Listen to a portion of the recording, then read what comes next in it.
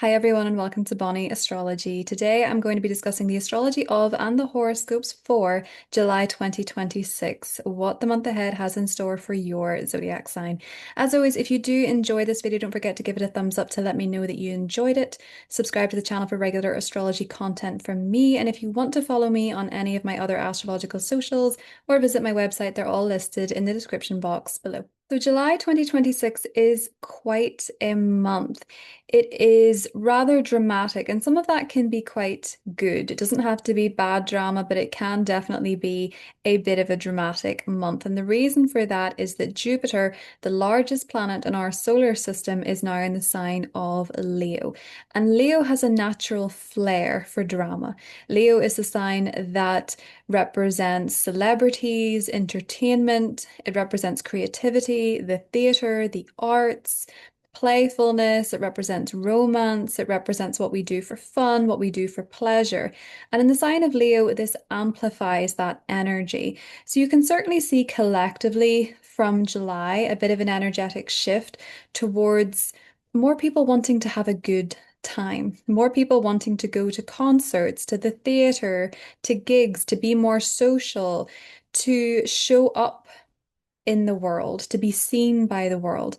Jupiter going through Leo is a great transit to discover a new passion or a hobby, something that you really simply love to do, something that is heart-led, something that gives you joy, you feel passionate about it, or to work on something that you're already passionate about, a hobby that you have, or perhaps even with Jupiter to display it to the world.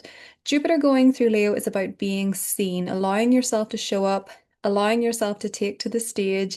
And to some, that might be your worst nightmare. That might be a horrible idea, showing up on the stage. In fact, you might have those dreams of showing up on the stage and everyone sees you naked.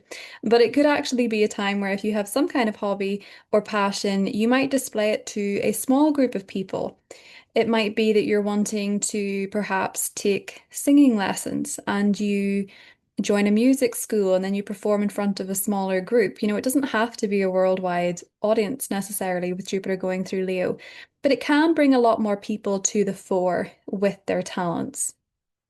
And it can also be a wonderful year for entertainment. You could see some great movies being made, great music being released, and just generally a bit of an uptake on having more fun. Themes surrounding love, themes surrounding romance, themes surrounding drama, leadership. Leo also rules children. These themes could be amplified in the year ahead, but especially in July. In fact, the Sun and Jupiter are getting into their annual conjunction in the sign of Leo on the 29th. And this can be a day where something significant is happening for sure when it comes to leadership. And one of the reasons for that is because the North Node and the South Node are shifting signs this month, and they are going into Aquarius and Leo. So the North Node is entering Aquarius and the South Node is entering Leo. So we have Jupiter in Leo, and then we have the South Node entering Leo. And this is something we actually had back in 1990. So for those of you born in 1990, you're likely going through your Jupiter return and your nodal return. But the South Node energy is a little bit different to Jupiter. The South Node tends to be what we're moving away from, what we're releasing, or it's to do with the past. It's to do with past life karma, past life people, past life experiences, can bring a sense of déjà vu. And when the South Node is going through Leo, sometimes this can perhaps bring leaders back from the past. It can bring celebrities, entertainers back from the past. I'm not saying anyone's going to rise from the dead necessarily, but people who have not been performing in a long time may come back to performing or have their renaissance. It might also be that you notice people who were once in positions of power quite a while ago are now coming back into positions of power or coming back to your screen. But the South Node can be about energetically releasing this need for validation. You're not a parking ticket. This can be where you are wanting to showcase your talents, your hobbies, your passions. You're wanting to show up for these things without the need for external validation or without the crippling fear of criticism. It can be about moving away from something being very ego-centered and leaning into it being heart-centered. Doing it because you love it can be a big theme with Jupiter going through Leo and the South Node also going through Leo. This can also bring about significant events when it comes to the monarchy, royal families in different countries. There can be rises and falls of leaders, of royalty. On the one hand, there can certainly be more interest in leaders and more dramatization about leaders or monarchy, but there can also be with the South Node this sort of these karmic endings where people are dramatically stepping down. Especially around that full moon in Aquarius, there could be some sort of dramatic event unfolding when it comes to leadership in particular, and it's highlighting how the people feel about it. Because the full moon in Aquarius is about the people, and Pluto has been in Aquarius since 2023. It is a transit that is quite long, but the North Node entering Aquarius on the 26th of July is really amping up that energy. And it's amping it up by bringing more power back to the people, more voice back to the people, more of a focus on humanity, more of a focus on groups of people. It tends to bring more protests, more rebellions. It tends to bring revolutions. And so we may find with that full moon in Aquarius conjunct Pluto and opposite the Sun and Jupiter in Leo, it could maybe bring this watershed moment when it comes to how people feel about their leaders, how people feel about royalty, how people feel about those who have a lot of leadership responsibility on their shoulders. There can be a sense with this as heavy is the head that wears the crown at times with Jupiter and the South Node in Leo. In fact, something that I have noticed about people born in 1990, they seem to have this desire and this fear of leading. And that's because Jupiter and the South Node in Leo, past lives as leaders, past lives as monarchs. But the North Node in Aquarius is about being part of a team, being part of a group.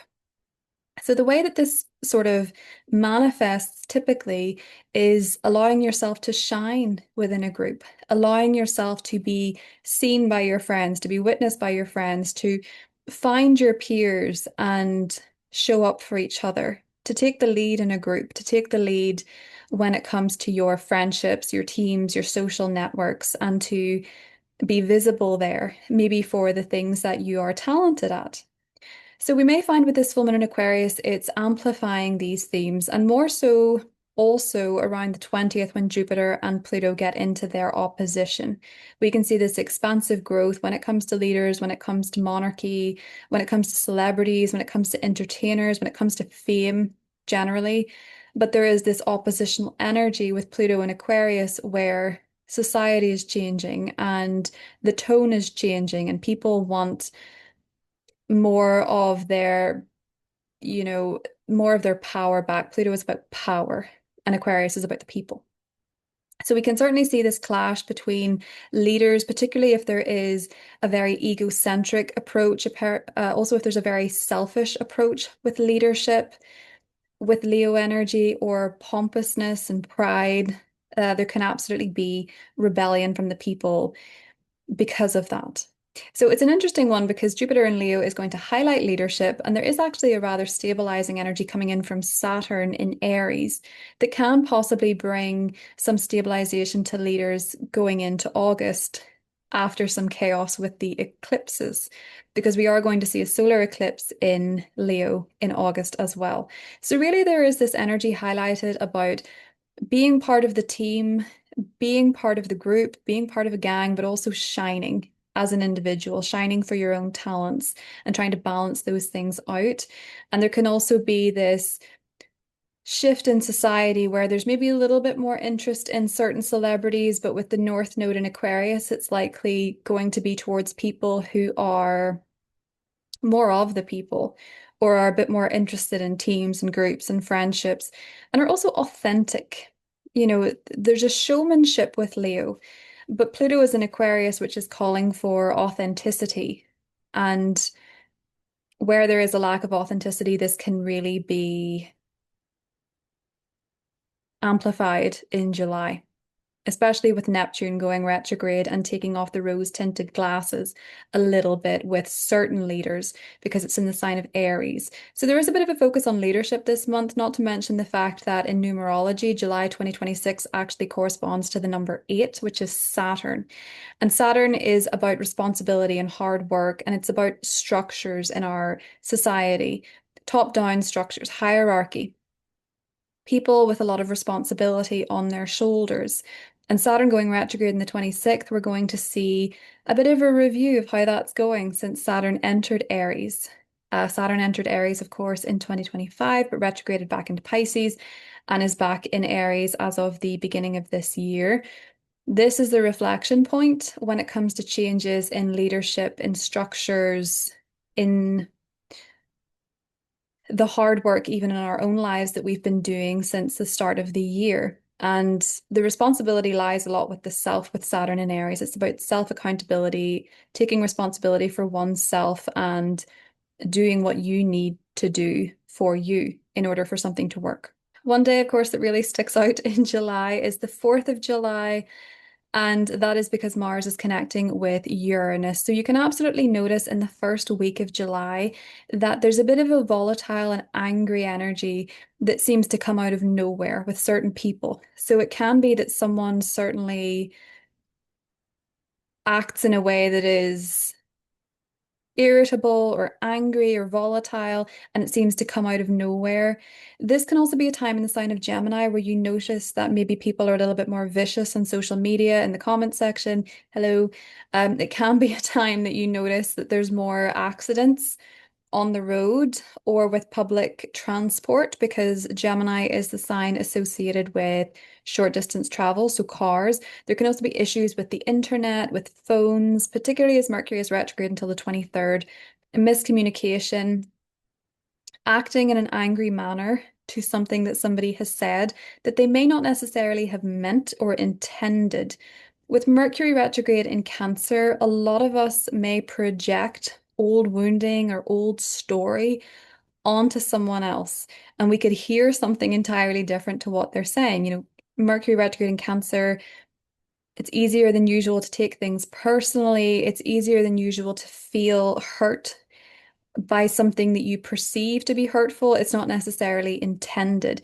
And with Mercury retrograde, one of the most humbling parts about it is that not only can other people put their foot in their mouth, so can you. So it's good to be graceful with other people because we can all say something that's a little daft. We can all make mistakes.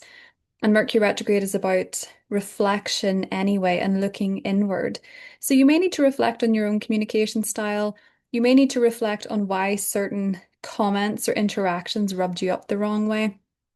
And I would suggest if you're feeling angry around the 3rd, 4th, 5th in particular, to sit with your feelings before you react, because Mars conjunct Uranus can bring shocking displays of anger, volatility. It's very high speed, so acting first, thinking later doesn't tend to end well with that conjunction. It can, however, sort of bring awareness to what you need to do later. So you could have a really good idea around this time of what you should do. Doesn't mean you should do it in the moment. It's good to think about it with Mars conjunct Uranus in Gemini.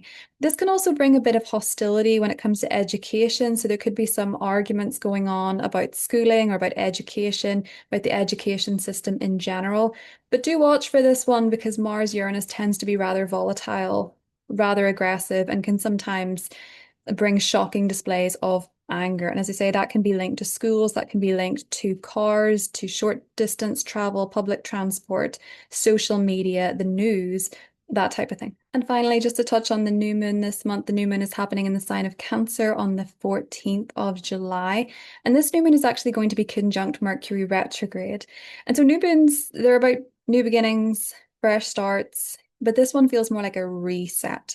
And the reason for that is that its conjunction to Mercury retrograde means that there's a bit of back and forth before you decide to take a new approach. So maybe with Mercury retrograde in Cancer, you've been back and forth about, should I do this? Should I do that? Should I go here? Should I go there? Should I say this? Should I not say this? Back and forth.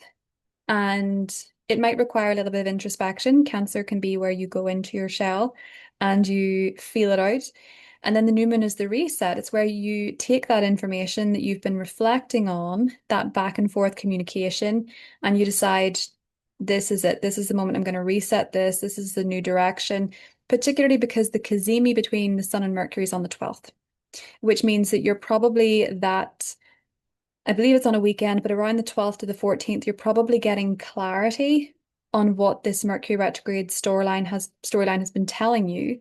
And that new moon offers you a reset on that basis. Now, that could be that you're giving life to something from the past. So that could be that if you have been writing something and you haven't written in quite a long time, this new moon is the time you get back to it, or you give an old creative project new life, or you finally fix that thing in the home that has been broken for quite a while, or that little odd job that you have around the house that you've been meaning to do. This can be the new moon that you finally set your intention towards it. So as always, I'm going to pull a tarot card for July 2026.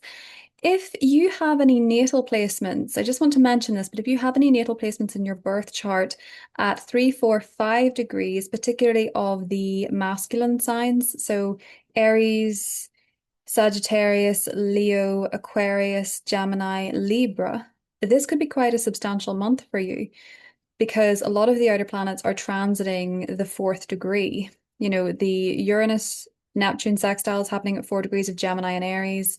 Uranus trine Pluto, 4 degrees of Gemini and Aquarius. Jupiter trine Leo, 4 degrees of Leo and Aries. Jupiter trine Neptune, rather. Jupiter opposite Pluto, 4 degrees of Leo and Aquarius. And Jupiter sextile Uranus, 4 degrees of Leo and Gemini. And here we have the lovers. So the energy of July 2026 could center around love. It could center around romance. Am I mad, or did we have this card last month too? Maybe. It was a different deck, but I'm pretty sure it was the lover. Actually, I have to cover the sorry. YouTube is funny rules. Uh yeah. There you go. The lovers. This is about choices as well. And you could find with Uranus and Mars connecting in Gemini, there could be sudden choices. The lovers is Gemini energy. There could also be a lot of romance this month because Jupiter is in Leo, which is the sign of love and romance and dating. Venus is going through Virgo this month from the 9th, which isn't typically associated as being dramatic in its display of romance and love. But Jupiter going through Leo can absolutely be a time where there is a greater focus on love and romance. But as I said before, it can also represent choices to be made in your life. And perhaps Mercury retrograde is the time where you're reflecting on those choices. I can't take this seriously with these people hiding behind my microphone.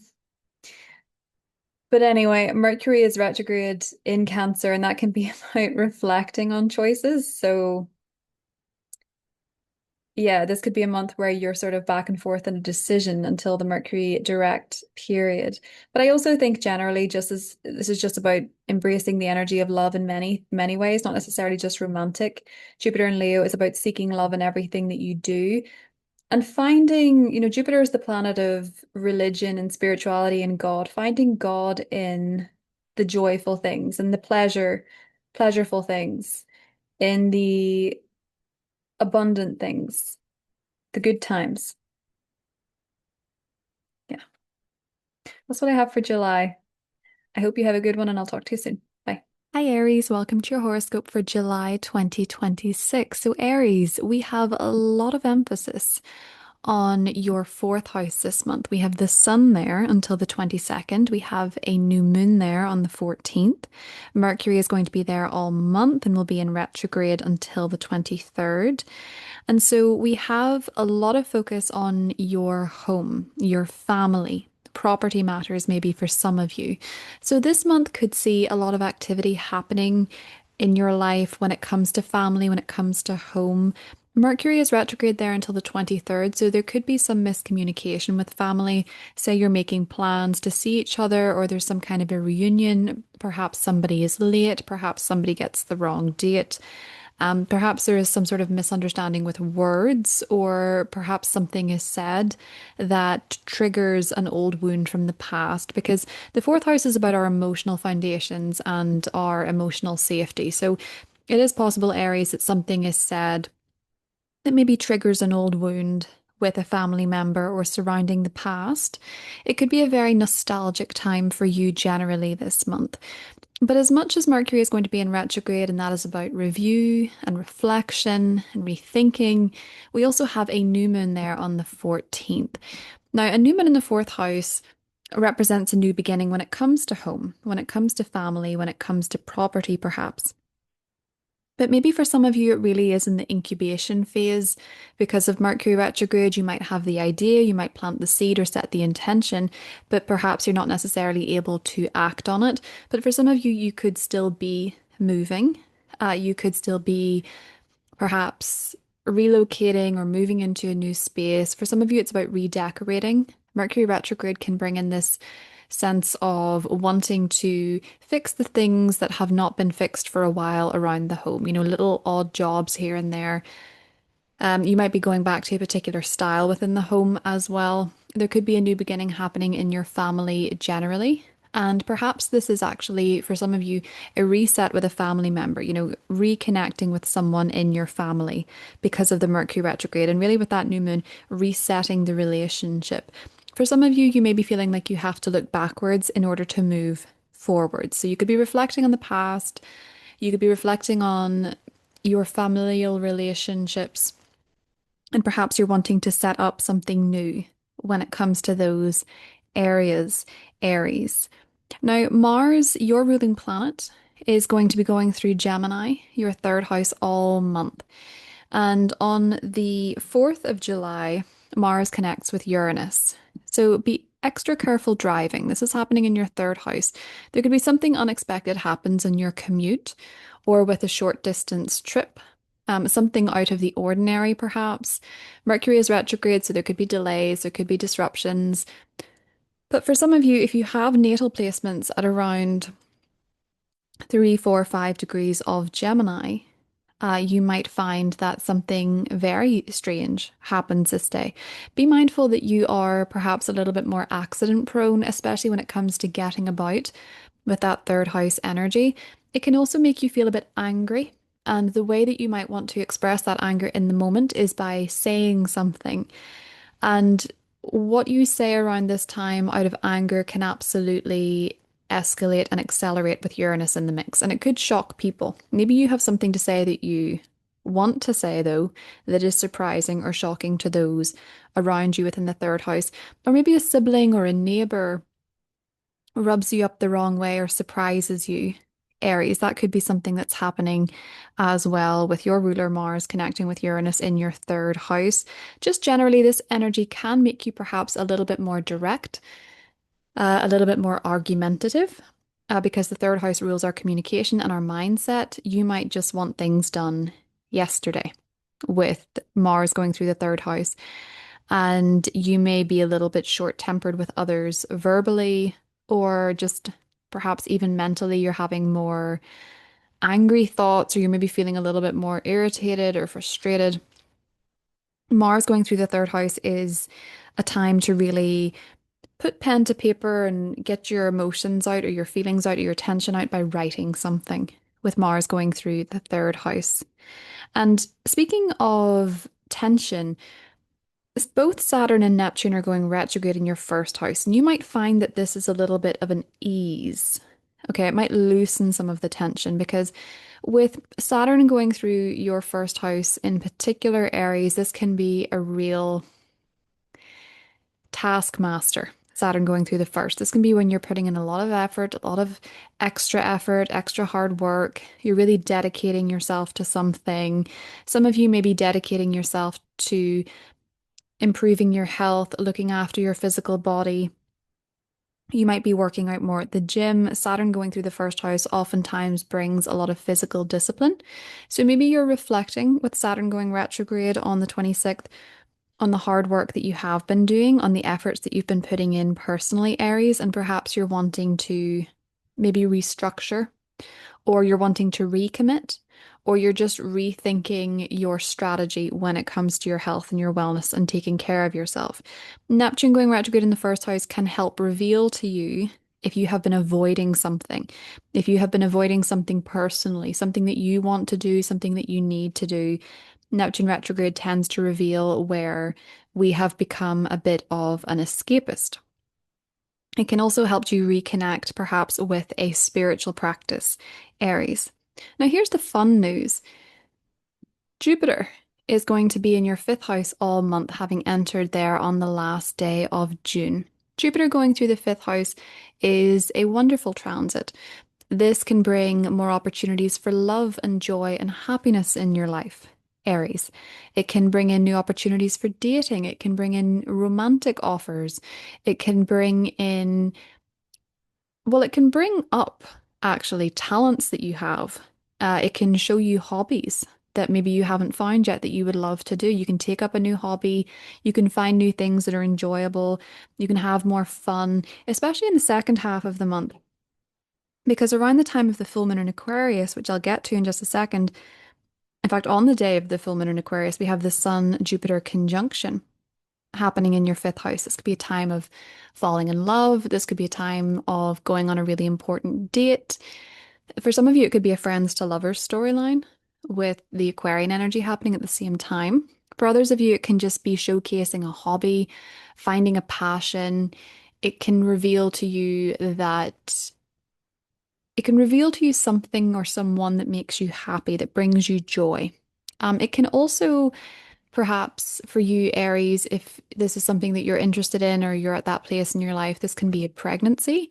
This can also be wonderful time spent with your children, happy time spent with children. So the areas of life that are really going to grow and expand for you over the next year are going to be your relationship to your children or pregnancies.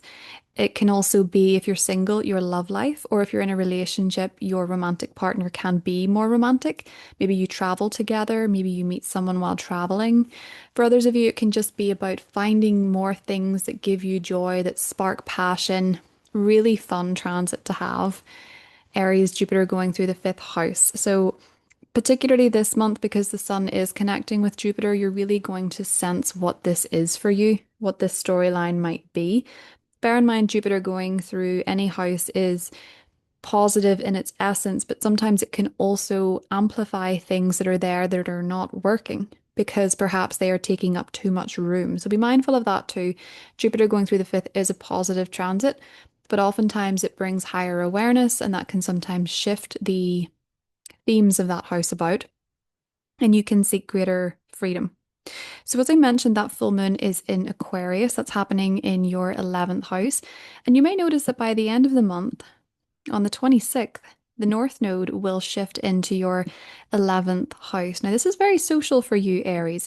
You might find yourself, particularly around the time of this full moon, getting involved in something charitable.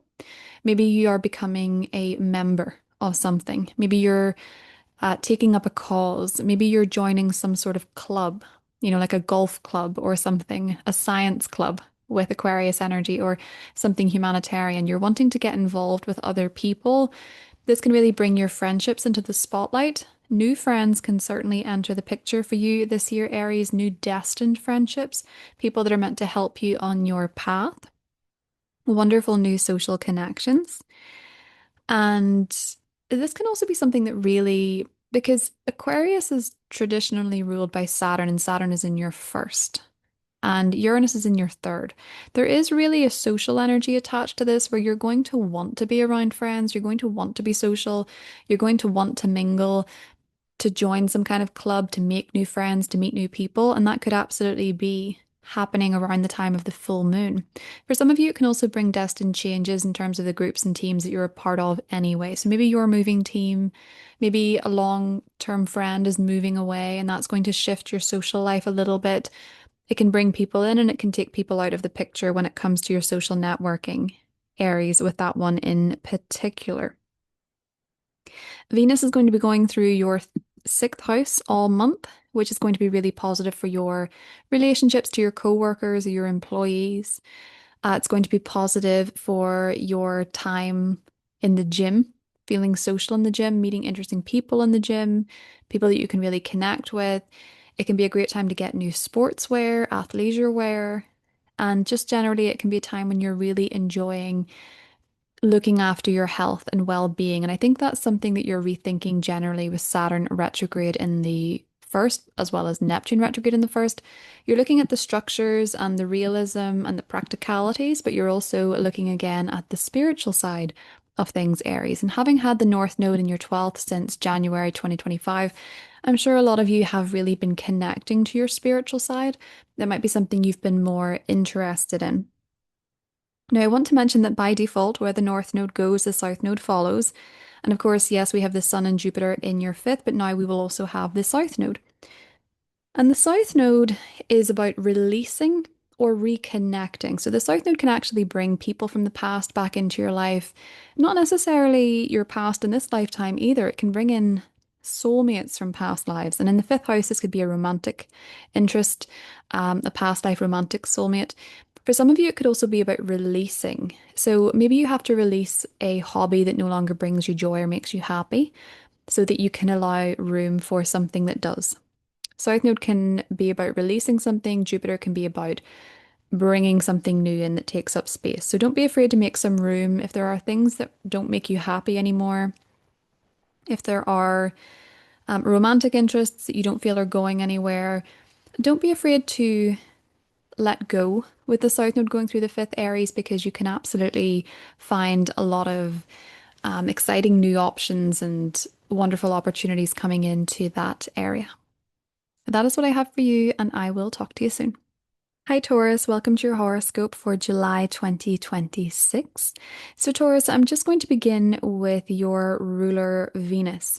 Venus is going to be going through your fifth house all month. So a lot of your energy and your interest is going towards romance. It might be going towards your children if you have them. It might be going towards your creative hobbies, your passions. So different ways that this might play out for you, Taurus. This might be a lovely month for dating, for romance in your life, with Venus going through Virgo in your fifth. Venus does connect to the South Node, so there could be a sense of déjà vu attached to your dating life. For some of you, it could be that you are releasing something to make way for something new, romantically speaking. But that can also be about a hobby or a passion or something that once brought you joy. You're maybe realizing that it doesn't so much anymore and you want to create some space for something new. But Venus going through the fifth house, really lovely month for romance, for dating, for putting yourself out there if you're single, or connecting to your partner if you're in a relationship. Now, this can also be a time where if you have children, you're really enjoying their company, you're getting on really well, and you might even be socializing with your children with Venus going through the fifth house. It can also be a time when you are putting your talents out there because Venus is your first house ruler. You might be showcasing some of the things that you are good at, and you might be feeling a little bit more talented this month as well, Taurus. We do have Chiron now in your first house, which can bring up some wounding connecting to your identity that you want to heal. You might be in your healing era, Taurus, where you're really focusing on taking better care of yourself. Maybe you're noticing some insecurities are coming up, and maybe you're realizing that there is some more love that you need to give to yourself with Chiron going through the first house. It does tend to be a time where you notice these little insecurities pop up, or you notice the need for greater self-care, Taurus, particularly when it comes to taking care of your body, taking care of yourself physically, nourishing yourself well. Now, we have a lot of activity happening in your third house. So the sun is going to be in your third house until the 22nd, and we have a new moon there on the 14th.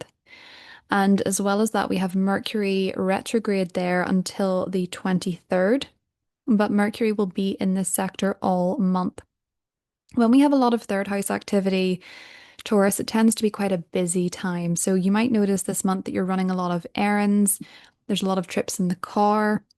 You might notice that you have to take a short trip for some reason, or that you're planning to take a short trip. It's a nice time to take a short trip as long as you double check the details with Mercury retrograde.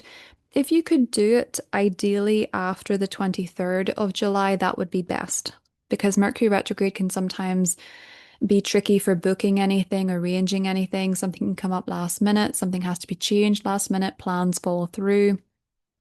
You get to the airport and realize you have lost your passport. It can be a bit tricky. So if you are traveling during that time, just make sure that you double check everything.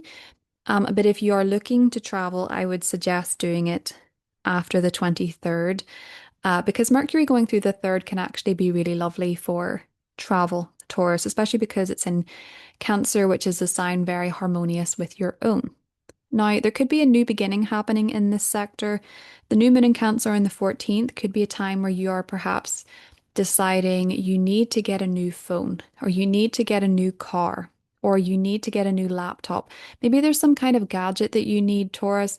Maybe there is some kind of item that you require in order to have a better day-to-day experience, something that helps you with the mundane and the routine. Now, I will say this, with Mercury being retrograde, it's not really the ideal time to get something brand spanking new. When you do, Mercury retrograde tends to imply that there will be some kind of issue with it later on, and there can be a little bit of back and forth with that. So if you are purchasing something new, if you really need something, if you can get it on a temporary basis, that would be ideal. But if you can't, make sure that you save all warranties, all documents, make sure that you're aware of the terms and agreements. And ideally, if you can, if you set the intention of something new here, maybe wait until the later half of the month, more so the last couple of weeks of July if you can. This can also bring about perhaps new neighbors. Mercury retrograde here can bring a sense of déjà vu. So maybe these are neighbors that you've actually known before, or maybe you're reconnecting with your neighbors. Maybe there's some sort of pattern repeating with a neighbor. This can also bring you back into contact with siblings if you haven't been chatting to your siblings in a while, if you have them. For some of you, this could be a new beginning when it comes to your relationship with your siblings as well, Taurus. Now, when it comes to your fourth house, we have some new energy. So the sun will enter your fourth house as it does every year, late July. This year it's happening on the 22nd. But this year we also have Jupiter in your fourth house. Jupiter entered Leo on the last day of June. And so Jupiter will be in the fourth house all month. And you're going to feel this for a year, but it's really getting activated in July because of the Sun Jupiter conjunction happening on the 29th of the month, so right at the end. This can really light up your home life. This can be a time when you get on so very well with your family. You have really great experiences with family. Maybe you travel with family. Some of you may relocate this year with Jupiter in the fourth. Jupiter is associated with foreign lands. So for some of you, it could be about moving somewhere abroad. For others of you, it could just be that you are purchasing a new home, maybe expanding your home, or even finding the ideal home, something that feels really positive. The energy feels really positive. You feel you can be creative there. You feel it's good for your children if you have children. You feel as though it inspires you. For a lot of you, you could get your dream home, you could move to your dream location, you could find that any work you do in the home goes well with Jupiter now in the fourth house. And for some of you, you can also find yourself expanding your family. That's one way that Jupiter in the fourth can play out as well. But do watch out for the 29th in a good way, because there can be some sort of positive event happening with your home and family life with that Sun Jupiter conjunction. Now, that being said, there is actually a lot changing for you when it comes to career as well, Taurus. So, your public image, your public profile, what you do for career, how you're known, what your titles are, if you have any. We're all known as something. So, how you would be referred to publicly, essentially. We have a lot of activity happening there. So, that full moon on the 29th is happening in Aquarius in your 10th house. You might notice that it's conjunct Juno, which is the asteroid of marriage and partnership. So maybe for some of you, this is a business partnership.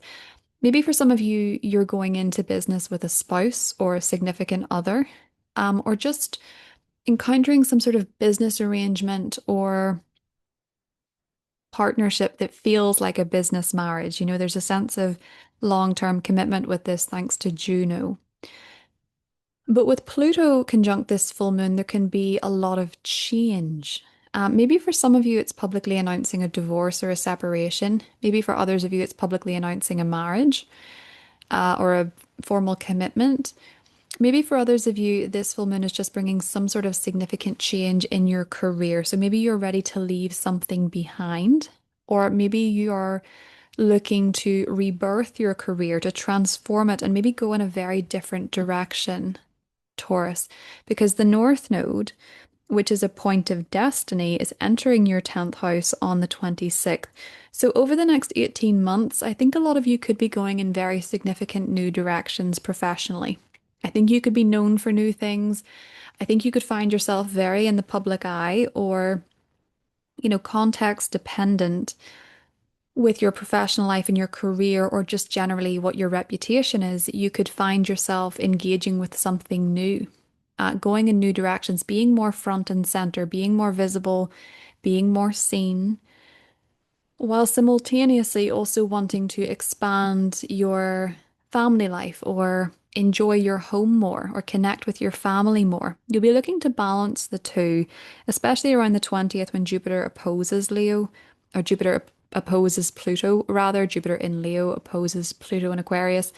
There is some push and pull between what you want to do professionally and maybe where you want to live. You might find both areas are changing, Taurus. It could be one of those situations where things haven't changed in a while and all of a sudden everything changes at once. But I think essentially what we're seeing for you in July, Taurus, is professional change, but also home family expansion. So wanting a really warm, expansive, optimistic base in your life, but also wanting to do something quite different when it comes to your career or your public image, or finding yourself presenting a bit differently when it comes to your career as well, Taurus. Now, we do have activity happening in your second house, and it's a little unsettled in July. And for a Taurus rising person or a Taurus sun person, disruptive activity in the second house can seem like a bad thing. But it doesn't necessarily have to be so, because actually Uranus in your second house of money and income and how you make money, the money that you earn, what you have, it's making really nice trines this month to Pluto, and it's making really nice sextiles to Neptune and Jupiter. So there can actually be some really positive things happening for you financially, Taurus. But there can also be some sort of a disruption around the 4th of July when Uranus and Mars connect in your second house. Uranus tends to disrupt, it tends to bring the unexpected. So maybe for you, this is an unexpected expense. For some of you, it could be, hopefully, unexpected money coming in. It can be a genius idea on how to make money, what you need to do to make money. You could be having some sort of financial eureka moment. This could absolutely be innovation and taking action in a way that is going to bring you some sort of financial liberation down the line.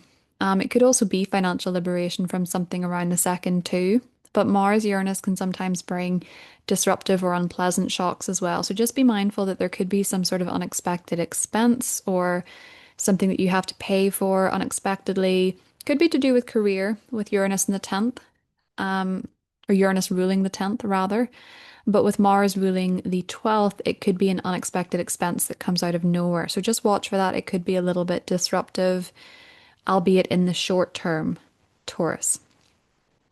In your 12th house of healing, of the subconscious, of endings, letting go, releasing, both Neptune and Saturn are going to go retrograde. So if you have been avoiding something spiritually, or there has been some sort of secret that has been weighing you down, or something that you've needed to look at in order to heal, Neptune going retrograde here might say it's time to stop avoiding this thing. Saturn going retrograde here is about reflecting on your commitments and your accountability. And in the 12th house, that's all about behind the scenes stuff. So, how good you are with your sleep schedule, how good you are with handling your own emotions and your shadow work and healing, and all of these different things are coming up for review. So if you have been avoiding any healing work that you needed to do, or you have been avoiding something privately, Neptune going retrograde here is saying it's time to look at that, especially if you're going to use your intuition with Neptune, so intuitively knowing what to do. Saturn going retrograde here can say that it's, if you've been avoiding some sort of accountability or you have been avoiding something that you needed to do with healing, maybe that's seeing a therapist or maybe that's having a difficult conversation.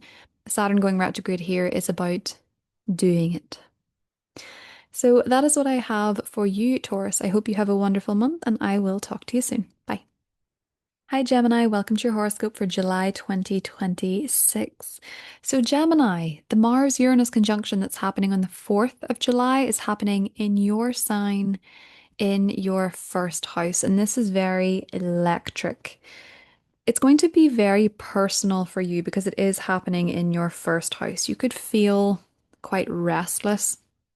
You could feel quite rebellious. You could feel very driven, very independent, really wanting to do something on your own, really wanting some space. And if you don't have space, I think you might get irritated with the Mars Uranus conjunction. You might just decide on a whim, and I'm not advising you whether or not to do this, by the way. You might decide on a whim that you want to change your appearance. For some of you, for some reason, I'm thinking it could be a tattoo.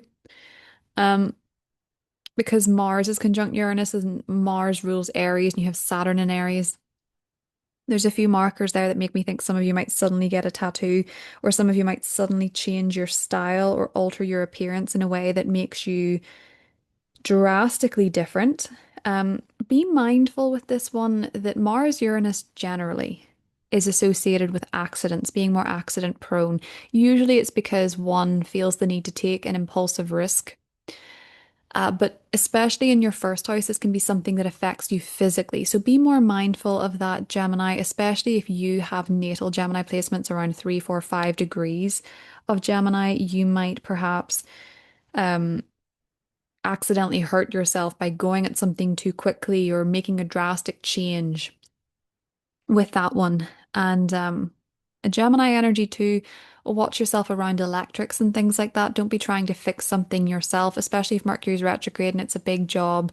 Be careful of that because Uranus and Gemini energy do both look at electricity. You might actually be noticing, well, just physically, that you get those little shocks, when you touch a fabric or you touch something and all of a sudden you have those little shocks. You might be noticing more of that with Uranus in the first house as well, Gemini, but that's just a random one.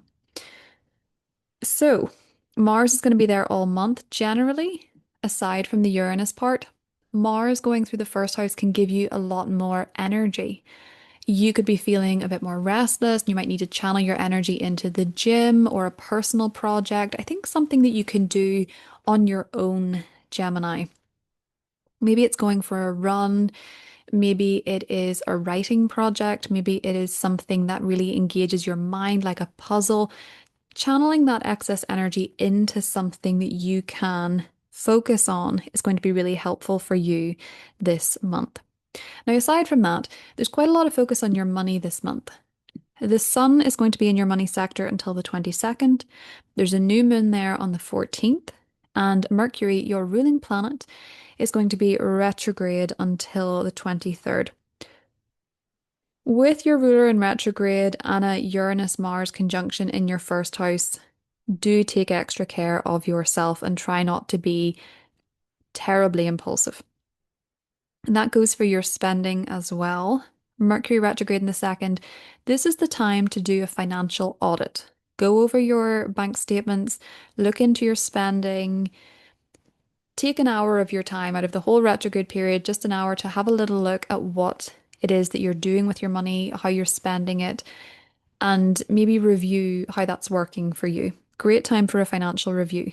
Also a great time to clear out your stuff, to declutter, especially items around the home. You might notice that a lot of things are taking up space and you don't feel that they are necessary. It's not that you're going to get rid of items that are sentimental by any means with Mercury retrograde in Cancer, but you might find, Gemini, that there is a need to clear out some things or at least deep clean with Mercury going retrograde in the second house until the 23rd. I wouldn't make any big purchases or spend large sums of money, at least not until the 23rd or until after the 23rd, because Mercury retrograde can bring a bit of buyer's remorse. So save the receipts and don't be taking the tags off anything until after the 23rd if you can help it. The new moon there on the 14th, new moon's in the second, great time to set a financial intention. It's a great time to maybe set a savings goal, open a bank account, or something like that. With Mercury retrograde here, do read the terms and conditions. And if you can hold off actually doing something that requires you to sign a contract or agree to terms and conditions, I would wait until after the 23rd. But maybe your financial review, or even money coming back to you, because that can happen with Mercury retrograde in the second, is bringing a new start financially with that new moon in Cancer. So maybe for you, Gemini, this is a time to really get some new intentions set with your money based on the information that you're gathering, or even the money that is coming back to you, Gemini. Your third house is also getting lit up this month. Jupiter is now in your third house for the first time in 12 years. So if you think back 12 years to, I believe, 2015, for the most part, 2015, 2016, no, 2014, 2015. I'm not exactly sure of the dates, but it was 12 years ago, Jupiter going through Leo. For you, this is going to light up your third house. So you can find yourself, Gemini, and this might interest you in particular as someone who's known as one of the more intellectual signs. You can find yourself signing up to courses, taking workshops that you really enjoy, getting certifications, certificates from courses that you take, expanding your knowledge. If you're in school or education, this could be a really fun, enjoyable time for you where things are just going better. You're more curious, you're more excited to learn. You could really enjoy trips to the museum, anything that is enriching your mind. Jupiter going through the third house also brings better times with siblings. It can also bring better times with neighbors. I know when Jupiter went through my third house, I got neighbors that I really, really love. So it can be really positive for connecting with neighbors or having a better time with siblings, noticing improvements in the lives of your siblings, your cousins, your aunts, your uncles, these types of people.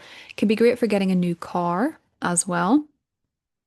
That might be happening some of you around the 29th when the Sun and Jupiter connect. But that can also be a time where something really great is happening in the life of a sibling or a neighbor, or maybe for some of you, hopefully this is after the 23rd, but some of you could be getting a new phone or a laptop or a gadget that really enhances your life, or you could be gifted one with Jupiter. Jupiter tends to bring gifts. Jupiter going through the third house is also a really nice time to take short distance trips. So the next state over, a short trip by bus, by train, or even a short plane ride. If it's somewhere not vastly far away, these things are favored with Jupiter going through the third house. Now, speaking of travel, the full moon on the 29th is happening in your ninth house. And the North Node, very destined point, is entering that sector on the 26th. So for a lot of you, Gemini, this is a time when you're going to be more interested in travel. In fact, for the next 18 months, you might find more opportunities to travel. When you travel, it's just that little bit more meaningful. You feel like you're learning something new. You're having destined or fated experiences or encounters while you travel. You travel somewhere that changes your perspective or your direction in life. Under this full moon, though, you could have perhaps you could be traveling somewhere and it could really change you in a profound way, Gemini. You could be changing your relationship to travel. With Pluto there, if you have any fears or phobias about travel, but you're feeling the call, this full moon might be a time when you realize you want to address those because Pluto can sometimes be about fear. For some of you, this could be a honeymoon because I'm noticing Juno, the marriage asteroid, is conjunct the full moon. For some of you, you could be falling in love while you travel. That's another way this could play out. But for others of you, it could be a graduation or some kind of ceremony when it comes to your education or some sort of big event in your education as well. The ninth house rules higher education. So graduation, exams, changing course, going in a new direction. This will be an area of life that's very fated for you. So Northern going through the ninth, that tends to coincide with doing a master's degree or taking the trip of a lifetime or spiritual shifts, changes in your religious or spiritual perspectives, changes in your philosophy, Gemini. These things can be happening for you this month, but also the next 18 months with the North Node going through there. Now, we have Saturn and Neptune both going retrograde in your 11th house. So this is about your friendships, your social connections, your peers. It's about the memberships that you have. If you're involved with charities or humanitarian endeavors, this also covers that. Neptune going retrograde here, if you've been avoiding something, if you've been avoiding a friend, if you've been avoiding a confrontation with a friend, if you've been avoiding canceling a membership, leaving a team, if you've been burying your head in the sand about something when it comes to a friend or a social connection or just networking in general, Neptune retrograde is the time when you start to think, maybe I can't avoid this. Saturn going retrograde here is about reflecting on your accountability and your hard work in these areas, your commitments in these areas. So, the commitments that you have to your friends, to your social life, to the teams that you're a part of, you're starting to reflect on how these are working or not working, where you've been showing up or where you've not been showing up, Gemini. So, you're going to reflect on these different themes. And generally, with Saturn going through the 11th, it can be a really important time for friendships and social connections because you can recognize people in your life who are there for the long term and people who are perhaps draining you in a karmic way. So you might be reflecting on your friendships and your social connections, just generally how well they're working and how well they're functioning, or where maybe something needs to change. And that is what I have for you, Gemini. I hope you have a great month and I will talk to you soon. Bye. Cancer, welcome to your horoscope for July 2026. And if you're watching for your sun sign, very happy birthday, Cancer, for your season.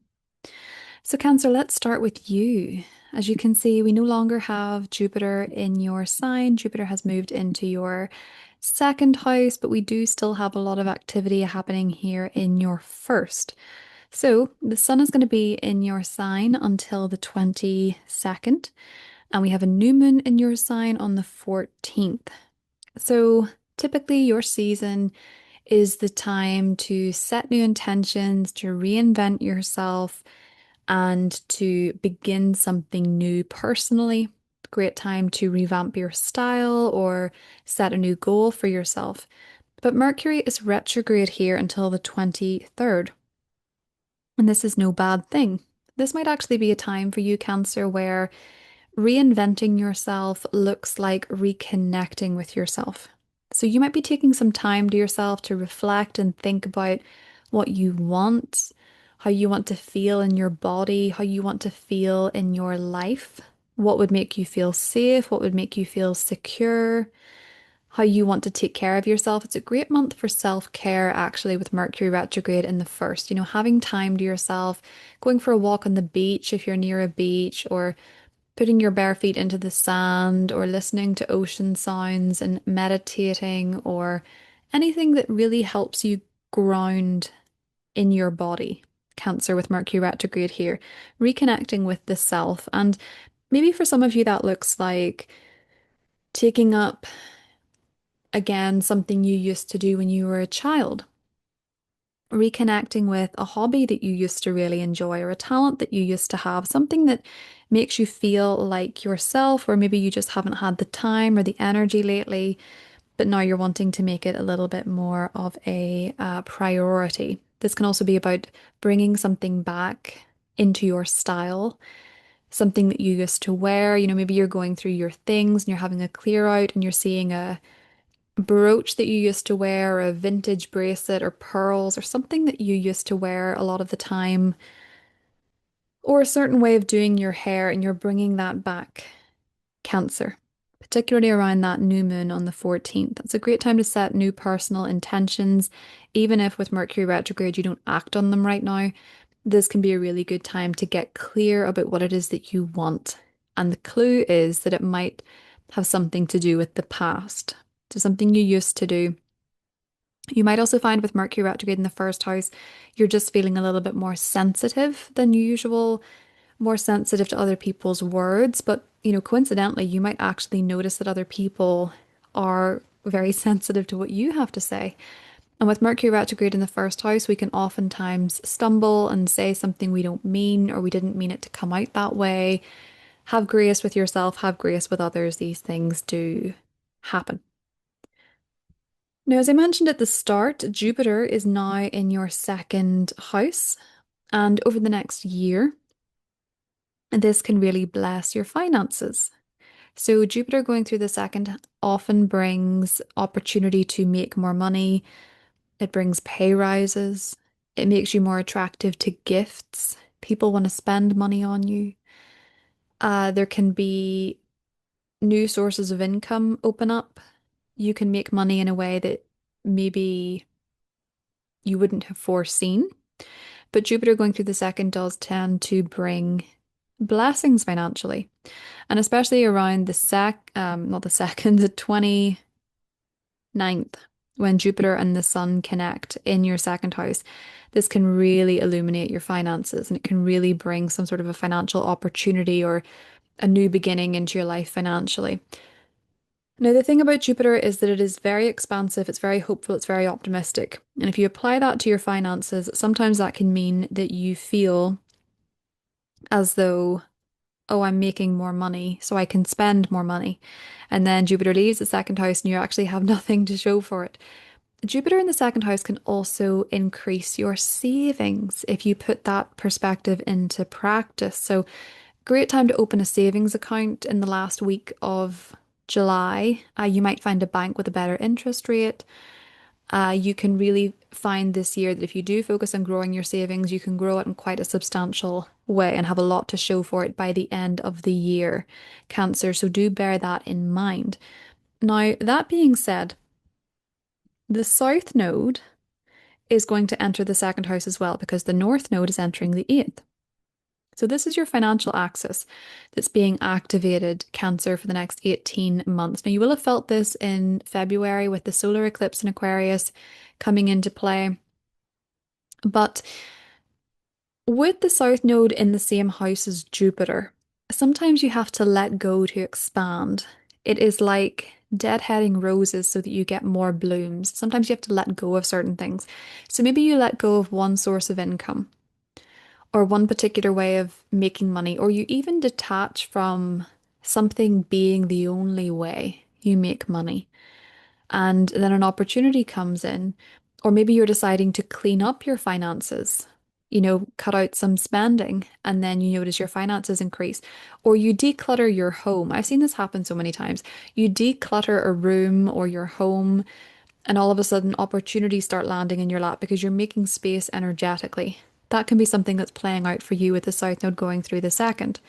Now, that full moon on the 29th in Aquarius, lighting up your eighth house of other people's money, of joint financial affairs, it's conjunct Pluto.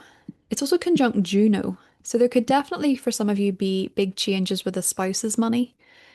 There could be big changes with a financial arrangement you have with somebody else or money that you make from somebody else, particularly marriage for some of you with Juno. Juno is the asteroid of marriage and long-term commitments.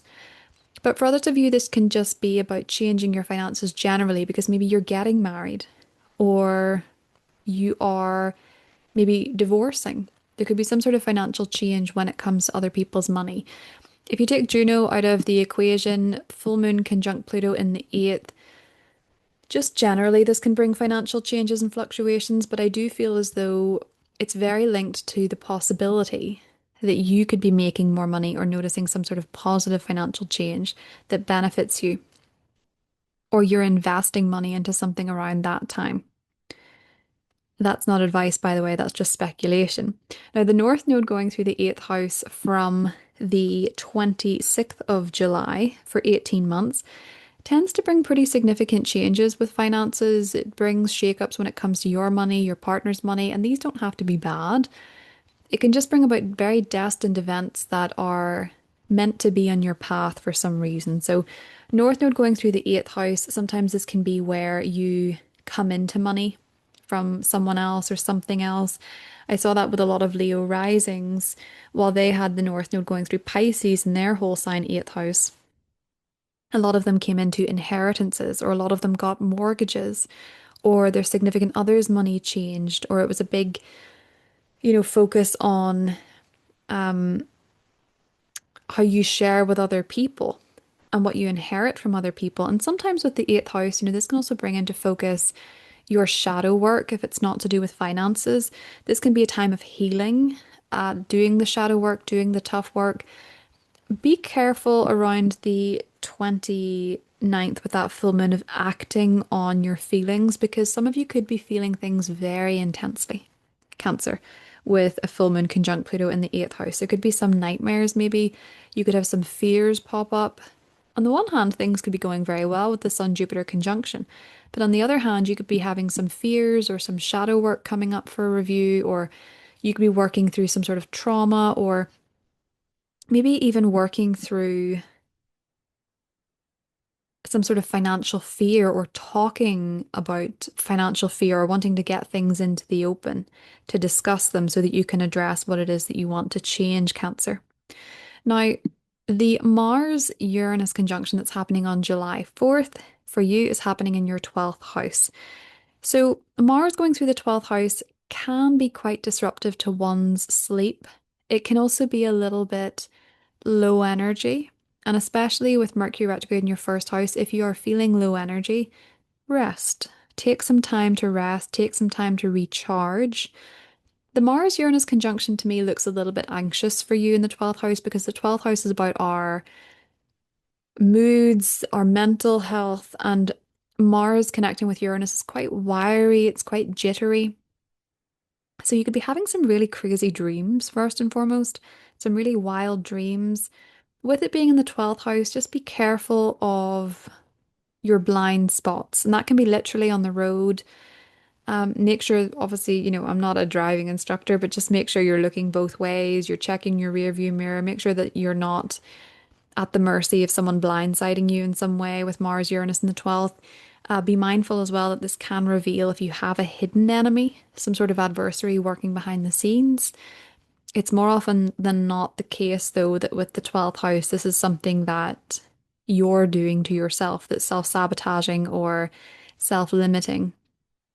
Mars Uranus can maybe in an instant reveal it to you, and you might think, I'm going to change this. I'm not going to do this forever. I can't do this forever. I want to take action and change this problem. Maybe it's an addiction. Maybe it's a coping mechanism that is not healthy anymore, Cancer. This month does feel very reinventive for you. Saturn and Neptune are both going retrograde in your 10th house of your career, of your professional path. With Neptune going retrograde here, if you've been avoiding something professionally or running away from something professionally or trying to escape something in terms of a goal, Neptune retrograde is saying, let's not, let's review, let's look at this again, let's meditate on this and listen to intuition. Saturn retrograde in the sector, if you have been running away from a responsibility or an obligation, Saturn retrograde might ask you why. It can also be a good time to reflect on your goals career-wise, your strategy, your structure, your relationship to either being a boss or the boss that you have. And maybe for some of you, it's about starting your own business. That might have been something that you've been doing with Neptune and Saturn connecting in the 10th. But the retrogrades here are about reflecting. So Neptune goes retrograde in the 7th, Saturn goes retrograde in the 26th. And professionally speaking, Cancer, you're starting to reflect on the changes that have been occurring in your career, in your professional life since February. Things might actually feel a little bit like they're slowing down. You can take a breath if things have been very heavy with your career. That is what I have for you, Cancer, and I will talk to you soon. Bye.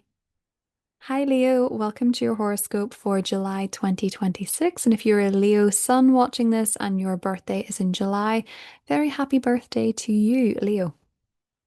So, Leo, I'm excited to talk to you in particular because we have a lot happening in your first house of self. So, this really affects you personally. Jupiter is entering your first house for the first time in 12 years. And Jupiter is the great benefic, and it is the great benefic for a reason.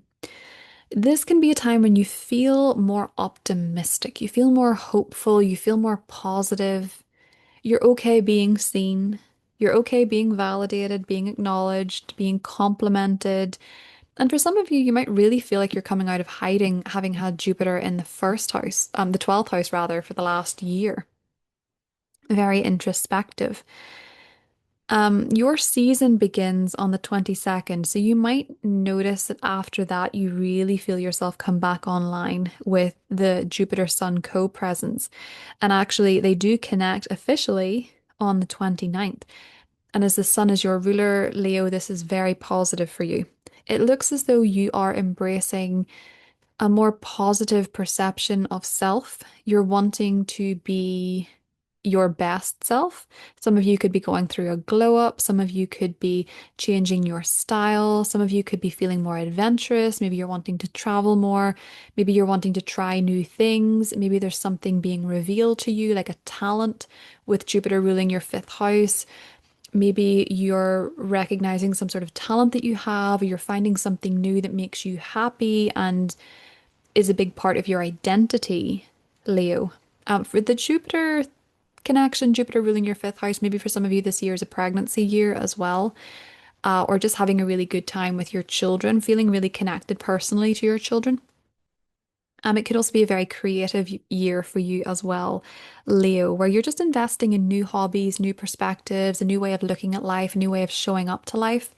But the interesting thing is, Jupiter is so expansive and it brings opportunities and it makes you feel optimistic and it makes you feel hopeful and it adds things to your life. And sometimes it adds a lot of things to your life.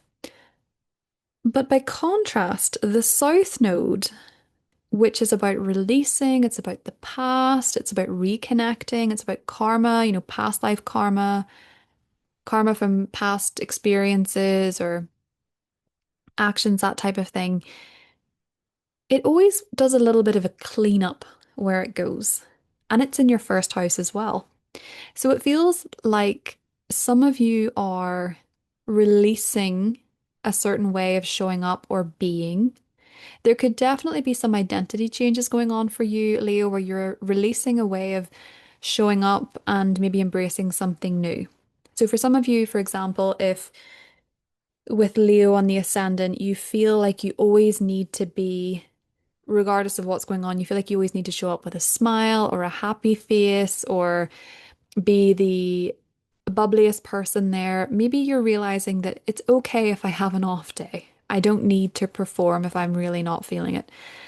And in releasing that expectation from yourself or that approach, maybe you start to naturally feel more like yourself, or you start to feel more proud of yourself or pleased with yourself. Jupiter going through the first house is great for self-confidence. Maybe you're starting to feel more connected with yourself authentically, and it's releasing the need for approval or validation from anybody else with the South Node going through that sector. I do find when the South Node goes through the first house, people tend to go through image changes. Sometimes it can bring up disruptions with health, but with Jupiter being in the first house, this is rarely the case. Jupiter is a bit of a buffer with health matters when it's going through the first house, tends to be a benefic presence for all things physical in the first. That doesn't mean that you won't, get a cold here and there, or it doesn't mean that you can't experience something health-wise, but it tends to bring about some sort of positivity, like the right help or the right doctor or the right support or the right approach. The South Node going through the first house can be a time where you make significant changes to your style, and oftentimes it's through releasing. So, say you have, I've seen this happen a few times with the South Node going through the first house. I see women that have hair extensions tend to give up their hair extensions, or people embrace a more natural look, or they reconnect with an old style, or they go back to styling themselves a certain way that worked for them in the past. A South Node going through the first house often connects you to your most authentic self, and sometimes that manifests, yes, as style, physical changes, more natural look, but sometimes it can also be about reconnecting with parts of yourself that you have put to the side for whatever reason. So this can be a really interesting time for you, Leo, where you might notice yourself give up certain ways of behaving or performing and embracing new ways of showing up. And I think you're going to feel pretty good about them for the most part. We do have eclipses happening in your first house next month, so there could definitely be image and style changes for a lot of you. Now, we do have activity happening in your seventh house of relationships too. The North Node, which is a very destined point in astrology, is entering Aquarius for the next 18 months. We did have a solar eclipse in your seventh house back in February. And we have a full moon in the same sector, your seventh house of partnerships and relationships, on the 29th. So this full moon's an interesting one, Leo, because it's conjunct Pluto, which is very intense and transformative. It's also conjunct Juno. So maybe for some of you, this is, and this you will know about this, but maybe some of you are going through a divorce or a breakup. Maybe some of you are actually getting married or finding a marriage partner. There can be significant changes in your relationships, or there can be significant changes in the life of a partner. What they're doing for work, what they're doing professionally, what's going on with their parents, what's going on with their life. There can be significant changes to someone that you are connected with in a close relationship. Usually a romantic partner, it can be a business partner. It can also be a very close one-on-one relationship in your life, Leo. So over the next 18 months with the North Node there can be very fated changes. So if you're single, you could absolutely meet someone very significant in your path.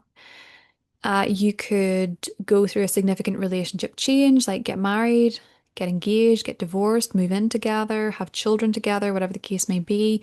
There could be very significant changes in the life of a partner. That could also mean that they are getting a new job or they're having to move for their career, and that affects you. Significant changes happening in the life of a partner or with your relationship status around the 29th in particular. But with the Sun and Jupiter in your first house, it looks like you, for the most part, feel good, Leo. It looks like you're benefiting from life with the Sun Jupiter conjunction. So maybe some of you are finalizing a divorce and you finally feel free or released. Maybe some of you are meeting a destined partner and you're starting to think, oh, things are turning up for me. There can be great things happening for you, but there can be a little bit of push and pull when it comes to your relationship. So maybe you're expanding and you're growing and you're trying new things, and maybe it triggers a bit of fear in a partner, or they're going through significant changes in their life when maybe things are going quite well for you. There can be a little bit of push and pull between you and somebody else, Leo.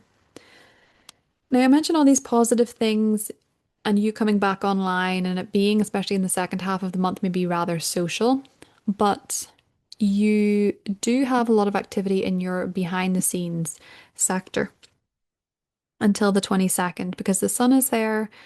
We have a new moon there on the 14th, and Mercury is retrograde there until the 23rd.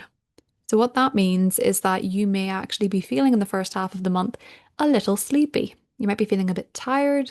You might be feeling a bit withdrawn. You might need some extra rest. Your dreams could be absolutely wild. In fact, you could be dreaming of people from the past. You could be dreaming of the past. A lot of you could be astral traveling. You could be dreaming of deceased family members in particular, Leo. Some of you could be going to a medium. Some of you could be very connected to the divine and receiving a lot of signs and signals with Mercury retrograde in the 12th. Some of you might also just be reflecting on times other people screwed you over. That can come up with Mercury retrograde in the 12th. You can be reflecting on the hidden enemies, the friends that were actually foes in the past, or experiences in the past where maybe you still hold a little bit of a grudge. And this might be a time when you're kind of clearing that out of your subconscious.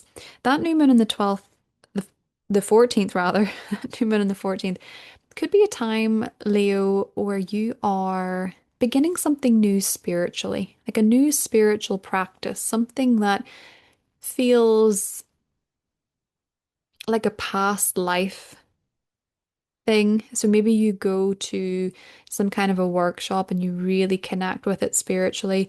Maybe you try a spiritual practice and you follow a guided meditation, for example, and you do a past life regression or anything that possibly brings you back into your,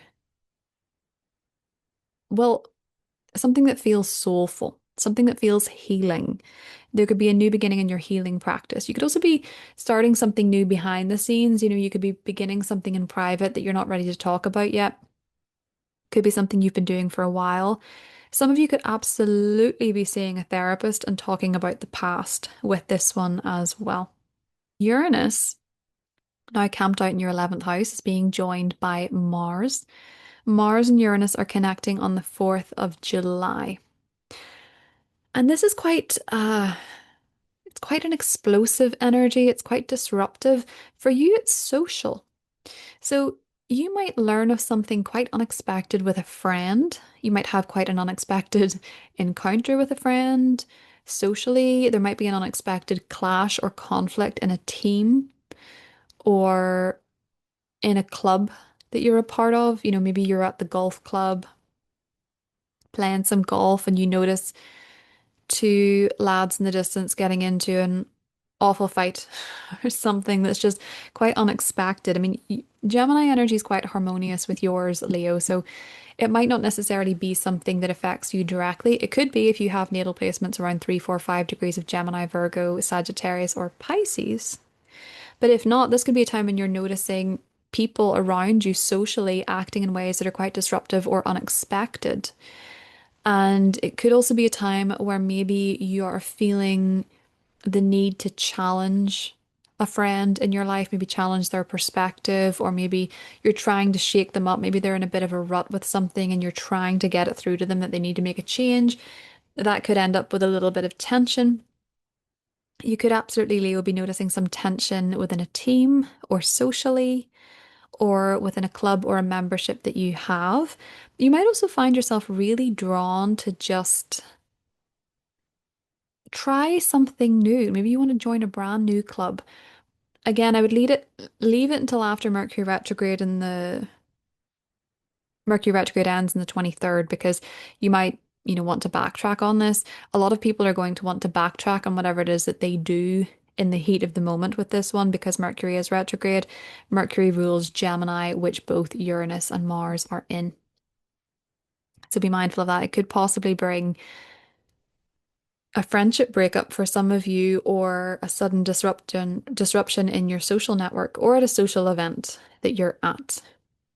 Now, Saturn and Neptune are both going retrograde this month in Aries in your ninth house. Neptune goes retrograde in Aries in the 7th. Saturn goes retrograde in Aries on the 26th. For you, this is about travel. So maybe for some of you, if you have been avoiding sorting out a passport, renewing a passport, a visa, if you have been burying your head in the sand about something legal, maybe pertaining to travel or relocation, Neptune retrograde might be the time when you sort of think, gosh, I really need to review this or renew this. Saturn can bring in obligations and duties, so your commitments. Maybe this is a time when you're thinking, okay, I want to take a trip, but I have these commitments, I have these responsibilities, I don't know if I can go. For some of you, it could be that maybe you have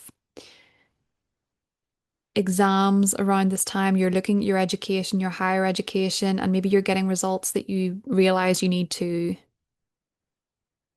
work a little harder at studying. Maybe there's an interaction with a teacher or a mentor where you think, actually, I really need to get my act together. Or coincidentally, you may actually have been, or conversely, rather, you might actually have been working too hard and you're a bit burnt out and you need to take a break. It depends on your unique situation, Leo, but for some of you, this could be a time when you're reflecting generally on your responsibilities or your escapist tendencies when it comes to your studies, your higher education, or your travel arrangements, or visas, passports, documentation, those different types of things. Leo. They could be coming up for renewal or review during this time period. But retrograde energy is a little bit more subtle. It just brings a bit of an internalized focus on your responsibilities and your work ethic and commitments when it comes to higher education or your travel arrangements or even your spiritual and philosophical beliefs. Maybe you're looking at that and thinking, I would really like to study this, whatever your religious orientation is, or maybe you're wanting to study the Bible, for example. You just feel that call on a day-to-day basis and you're wanting to do it every day, or you're wanting to do a meditation every day. You're wanting to reconnect with that part of yourself. It's going to require discipline and a little less escapism. That is what I have for you, Leo, and I will talk to you soon. Hi, Virgo. Welcome to your horoscope for July 2026. Virgo, let's start with some rather lovely news for you. Venus, the planet of love and beauty and charm and grace and money and gifts, is going to be going through your sign from the 9th of July until the 6th of August. So from the 9th of July onwards this month, you are going to be Mr. or Mrs. Popular with Venus going through your sign. You can notice when Venus goes through your sign that you attract more attention, more affection, you attract gifts, you attract compliments, you attract admirers. You tend to be a magnet for the good things in life. Now, you're also losing the South Node in your sign this month, and I think a lot of you are going to be quite pleased with that. The South Node has been in your sign since January 2025, and it will have brought a lot of physical changes. It will have brought a lot of personal changes with eclipses in your first house. Sometimes that can bring health challenges. Sometimes it can be a time period where you really strip back to the bare bones of who you are and you let go of certain ways of doing things. You let go of certain masks that you wear. Some people tend to go for a more natural look when the South Node is going through their first house as well. I've seen that happen quite a bit. But it has been about reconnecting with yourself. So, whether it has been that you've been experiencing something on a health basis, or you've been going through profound changes just in terms of how you feel about yourself, or how you feel about your life, or your approach to life, it's likely that you have gone through at least some degree of change when it comes to your physical body or your approach to life, as that is what is contained within the first house. The South Node is leaving your sign the very end of the month on the 26th. And before then, Venus and the South Node will connect together. And it is an opportunity for you, Virgo, I think, to practice greater self-love, self-acceptance, and maybe reconnect with a part of yourself you thought was unlovable or you did not think was valuable with that conjunction. Your ruler Mercury is going to be retrograde in your 11th house until the 23rd. The sun will be in your 11th house until the 22nd, and there will be a new moon there on the 14th. The 11th house is all about your social life. It's about your friends, your friendships, your memberships, the teams that you're a part of, your team members. It's also about any involvement that you have in something charitable or something humanitarian. But it's also about your aspirations and your vision, Virgo, for the future. So, with your ruling planet Mercury retrograde in this sector, that means that you're reflecting. So, you might actually be looking back in order to move forward, because Mercury retrograde is about reflecting on the past, looking back, reconnecting as well. So, maybe some of you are reconnecting with old friends. You have a catch up with friends that you haven't seen in a while. Maybe you're hearing from an old friend that you haven't been in touch with for a while. Maybe you're seeing them. Maybe you're visiting each other's houses, with this being in the sign of Cancer. Maybe you are reflecting on the social life that you have, the friendships that you have, and just generally reflecting on the relationships. There could be misunderstandings when it comes to your friends, Virgo, so allow yourself and others a little bit of extra grace. It's just very easy to say something that hurts somebody's feelings, not necessarily because that's how it was intended, but because with Mercury retrograde in Cancer, everybody's wounding from the past is a little bit more sensitized. So allow yourself and others extra grace when something is said where one puts one's foot in one's mouth, essentially. So you could be reflecting as well on maybe an old vision that you had for the future, an old plan that you've made for the future. You could find maybe a vision board that you created and you forgot about, and you're looking at it and saying, oh, well, this thing is starting to take shape, but this thing, I don't know if I want that anymore. Or I haven't put any thought into this. I need to reconnect with that vision, that plan, that ideal. So maybe for some of you, you are reconnecting with a vision for the future and you're thinking, actually, maybe now is a good time. Or maybe this is within reach. And under that new moon on the 14th, you could be setting intentions for the future. New moons in the 11th house, I really love. They are really great for manifestation. So if you want to make a vision board or refresh your vision board or write down your intentions, set yourself a goal for 6 months from now, where you want to be, what you want to be doing. Great time to do it, especially if it does pay homage to something that you wanted to do before, or it has some sort of resonance with the past, an old vision, an old aspiration, Virgo. So this month could actually be quite a social month for you. When we have a lot of activity happening in the 11th house, it tends to bring social occasions. And if there are social occasions, they could be with old friends or people you haven't seen in a while or reconnecting with people from the past. Now, professionally speaking, the Mars-Uranus conjunction is happening in your 10th house. So this is your reputation. This is your public image. This is your career. It might be a boss. It might be, if you're self-employed, it might be your business, or it might be how you show up as a boss. This one's a bit tense. Mars-Uranus in the 10th house, you will want some freedom. You will want some independence. You will want some innovation and to do things your way. And if somebody challenges that or somebody suffocates you, professionally speaking, you may get irritated, you might get angry, you might get frustrated. Mars Uranus also represents accidents. So be careful in the workplace for workplace accidents.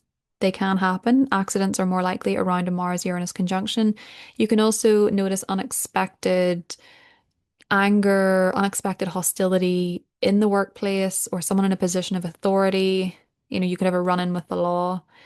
It could be as well that you have an innovative idea when it comes to your career that you want to act on, and you really feel like time is of the essence. It's not. It's not. In fact, before the 23rd, I wouldn't rush anything, Virgo, when it comes to career generally or making a goal happen right now. With your ruler in retrograde, you are not really in the position to go full steam ahead with something professionally or go full steam ahead with something that could be rooted in anger or frustration with what you're already experiencing. So if you're feeling irritated or angry about a work situation or something to do with your business, don't act out of anger. Uh, Reconnect with the plan, reconnect with the vision. That will be more inspiring to you than trying to go straight into something new professionally. And in fact, if you are looking to make professional changes of some kind, do talk to your friends, do talk to people that you have been in teams with before, worked with before. They can really help you figure out next steps, or they can maybe provide some helpful information as to a goal that you are seeking. But there could absolutely be some sort of unexpected hostility or anger, Virgo, when it comes to career, when it comes to public image. You might feel the need to put something out there that nobody sees coming publicly. You could definitely be the sign that shocks people publicly by doing something unexpected in your professional life. It could be a sudden promotion. It could also be a sudden ending with a job. It could be a sudden pivot in a new direction, and you will not enjoy someone else telling you what to do or who to be. So watch for that. Your temper could flare if someone is trying to fence you in, especially professionally, or exercise some sort of authority over you generally, Virgo.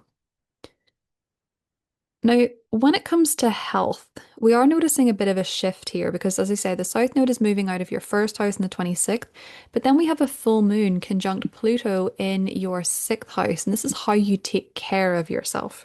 So, this is about your wellness habits. And the North Node entering your sixth house on the 26th, because the North Node is always opposite the South Node. The North Node shows where we are experiencing destined new changes. So, for a lot of you with this full moon, you might be deciding that you want to make a significant change when it comes to your health and how you're taking care of yourself. Mercury retrograde is getting to me. How you're taking care of yourself. This could be changing your routine quite drastically. It's conjunct Pluto. So changing your routine quite drastically, changing your diet quite drastically. Maybe you're changing your lifestyle, what you eat, what you don't eat, what exercises you do, how you take care of yourself physically. And Pluto tends to bring profound changes, but they're often rooted in authenticity. So this is not coming from a shallow place, most likely. It's coming from a deep desire to maybe lead a healthier lifestyle or uh, curiosity of a new approach to how you're living and how you're taking care of yourself. For some of you, it could be ending a gym membership, beginning a gym membership. It could be taking a new workout class. Aquarius can sometimes bring a friendly group dynamic to it in the sixth house. But with the North Node there, just be open to being a bit experimental. You might find new things that you really like to do health-wise, a new sport, a new activity, or doing something wellness-wise that is a little bit different, a little bit unique. Aquarius energy tends to like to do something very quirky.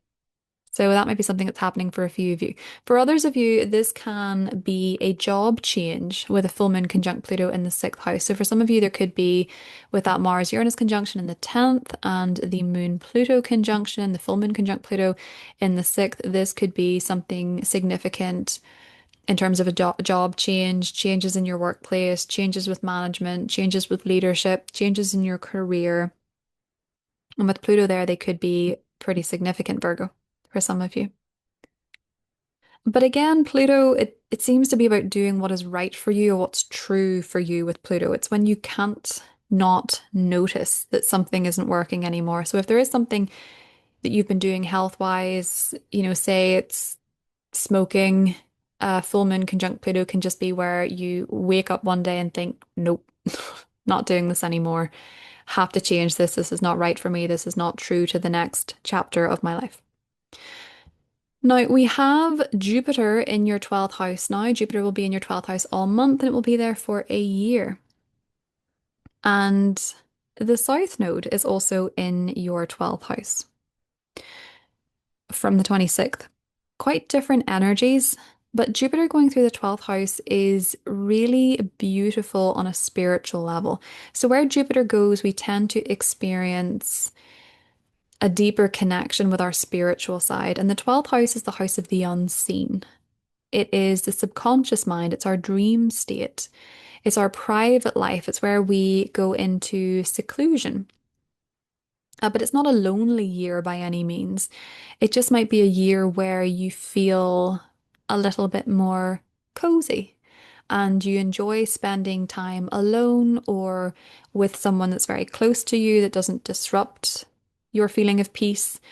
It can be a time where you really enjoy taking on more projects behind the scenes, working on something behind the scenes, healing perhaps, really expanding your spiritual perspectives by the healing work that you're doing. Jupiter going through the 12th house tends to act as a little bit of a protective energy. So you might feel a little bit safer at times. You might feel a little bit more protected by the universe. That can obviously manifest in different ways. But Jupiter going through the 12th house does tend to be a time where a person really goes deep with themselves. And oftentimes with Jupiter, it expands things. So while that can be great, when it happens in the 12th house, which is the subconscious, if there's anything in there that needs to be healed, needs to be released, Jupiter will shine a rather bright light on it. But if that is the case, you will find the right help, the right support with Jupiter going through the 12th house. And yeah, it can be a really cozy year, Jupiter going through the 12th house. Oftentimes, people find that it's a year they really feel connected to their spiritual side and they learn a lot about their spiritual side, or they learn a lot about healing, or the 12th house is also faraway land. So sometimes Jupiter going through the 12th house can take you to somewhere that is quite different to where you're living, and it can be a rather healing experience for you with Jupiter going through the 12th house. Now, Jupiter and the Sun connect in your 12th house by conjunction on the 29th under that full moon. So, this could really illuminate to you something that you didn't know. It could bring up a secret, it could bring up hidden information. This could be a time where you release something and you feel good about it. You know, the 12th house is about ending. So sometimes Jupiter and the Sun connecting in this 12th house can be where you feel like you're wrapping something up and you feel good about the fact that you're wrapping something up, that something's coming to a natural close or something's ending. It can feel like a positive thing when Jupiter and the Sun connect in the 12th house, but it can also illuminate perhaps a mental health matter or something that requires a bit more healing to be done with the 12th house. You're going to hear healing a lot in the next year with Jupiter going through the 12th. The South Node going through the 12th can be a time when you really have to get quite curious about what's coming up in your dreams. If you dream often, if you don't dream often, you probably will start with Jupiter and the South Node in the 12th. But the South Node is a point of releasing, so it naturally fits quite well in the 12th house. This can be where you do learn you find a lot of meaning in what you let go of over the next 18 months or what you focus on healing. And it can be a bit of a cosmic clear up with whatever's going on in your subconscious or whatever's going on behind the scenes for you, secrets, privacy, these different types of things can come up, but it is all so that you can live a healthier and more meaningful life, Virgo. That is what I have for you, Virgo. I hope you have a wonderful month and I'll talk to you soon. Bye. Hi, Libra. Welcome to your horoscope for July 2026. Libra, we have quite a lot happening for you in your 10th house this month. The Sun is going to be there until the 22nd. Mercury will be there all month, but will be retrograde until the 23rd. And we have a new moon there on the 14th. So this month, Libra, there could be a new beginning happening professionally for you, but there is also a sense of revision and perhaps a bit of nostalgia or a blast from the past. So, what could be happening for a few of you is that around the time of that new moon in the 14th, give or take a few days before and a few days after, some of you could be starting back at a job. So this could maybe be that some of you are coming back off maternity or paternity leave.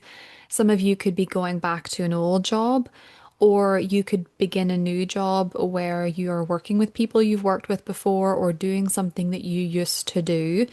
With Mercury retrograde, there's a sense of nostalgia. It's in the sign of Cancer, which is a very nostalgic sign. So maybe these are people that were once your work family, or perhaps for some of you, it is a family business and there's some sort of reconnection, or just simply a reset when it comes to your professional life, Libra. Maybe you are picking up something that you used to do professionally and you're giving it new life. So if you're self-employed, maybe there is a skill set that you have that you haven't used in a while, a particular service you were providing, and you're bringing it back to your website or you're offering it again. For others of you, it could be that you're just simply setting some new intentions when it comes to your career because of the reflection that you've been doing.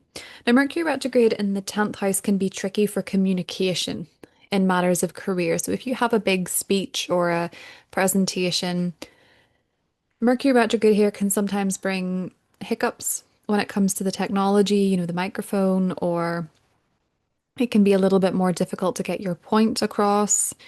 It can be particularly difficult to have your point understood. Mercury retrograde tends to bring misunderstandings. So if you have meetings with your boss, or you are a boss, or some sort of contact with authority figures, just bear in mind that it can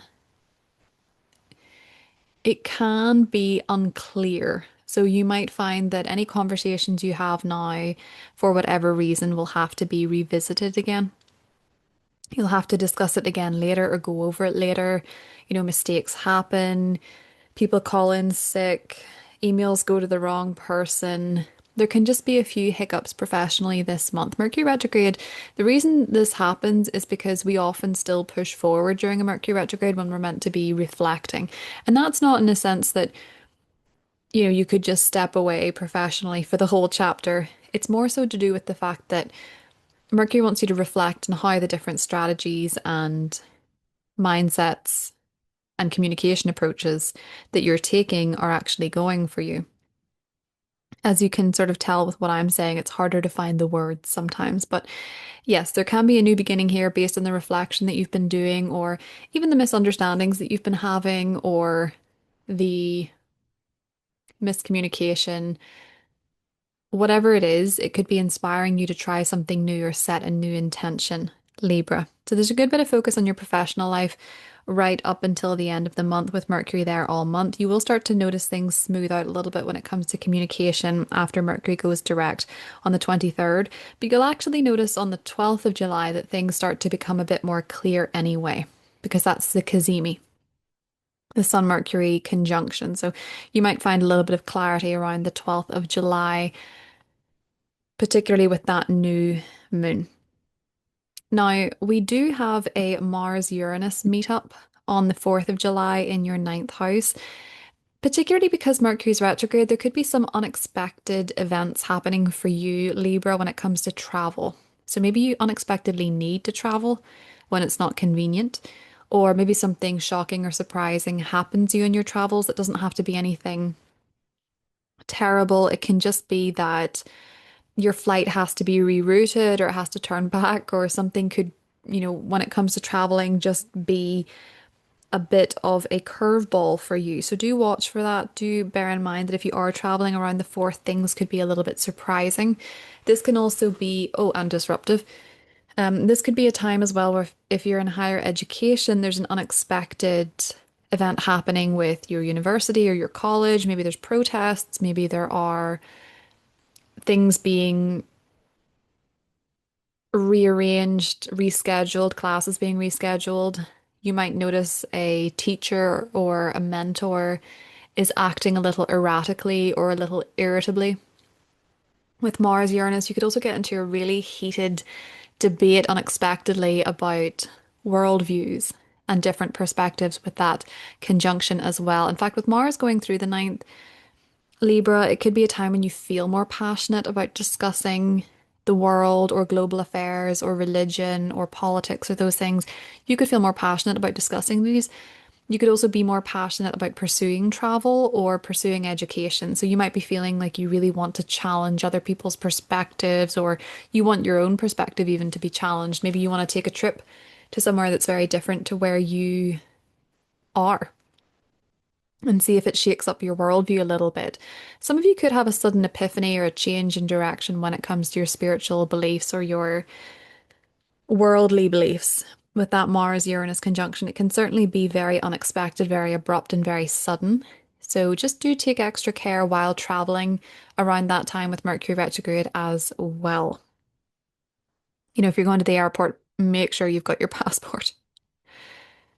Now, we also have some rather social energy happening for you this month, Libra. The Sun is going to be entering your 11th house on the 22nd, which lights up your social sector with friends and networking and mingling and feeling mixy. This is amplified by the fact that Jupiter is also now in that house. Now, I want to say this as an astrologer, it's not right to have favorites of anything in theory. But Jupiter going through the 11th house is one of my favorite transits. I just think Jupiter going through the 11th house is so fun. It's great for socializing, making friends, having a good time with your friends. The 11th house is about wishes and aspirations. So you tend to find with Jupiter going through the 11th that you, one of your wishes comes true this year. So Jupiter is going to be in your 11th house for 12 months. Libra. So a wish might come true, something that you've been manifesting. In fact, for some of you, it could actually manifest this month with the Sun Jupiter conjunction happening on the 29th. There could be a positive event in your life. It could be a social event, it could be a social networking event. You can find that you meet the right people easier. You know, people want to help you, people want to assist you.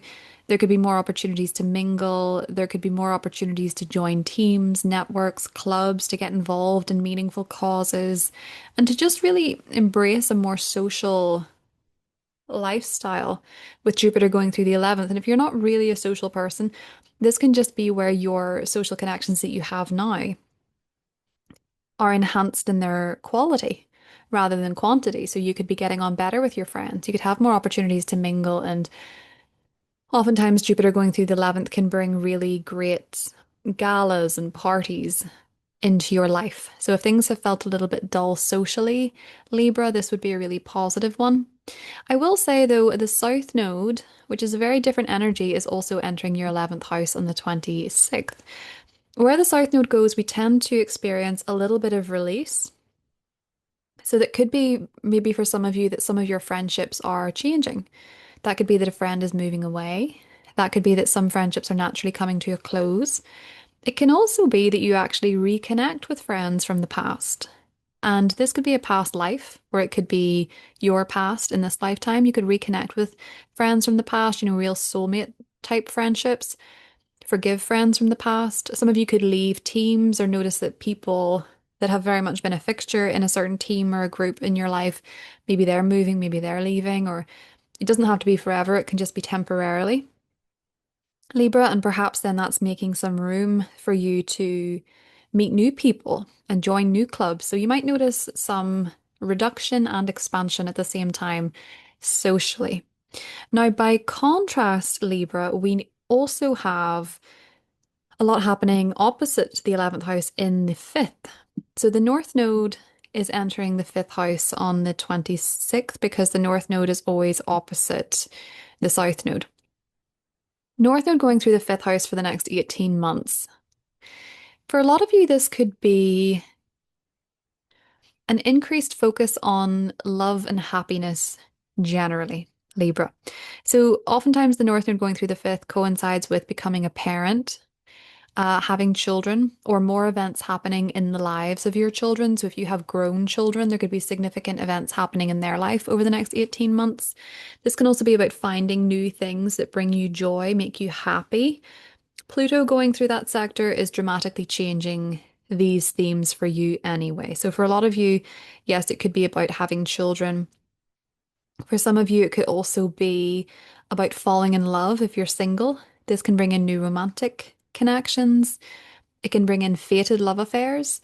It can also bring in new hobbies, new passions, and just joyful events in your life, you know, like engagements or weddings, pregnancies, births, these different types of things can fall under the 5th house. And if it's none of those things, it can just generally be Libra that you want to have more fun and you've more opportunities to have fun, more parties to go to, more social events to attend. It can certainly be a very mixy year for you, Libra. And Libra tends to be one of the more social signs anyway.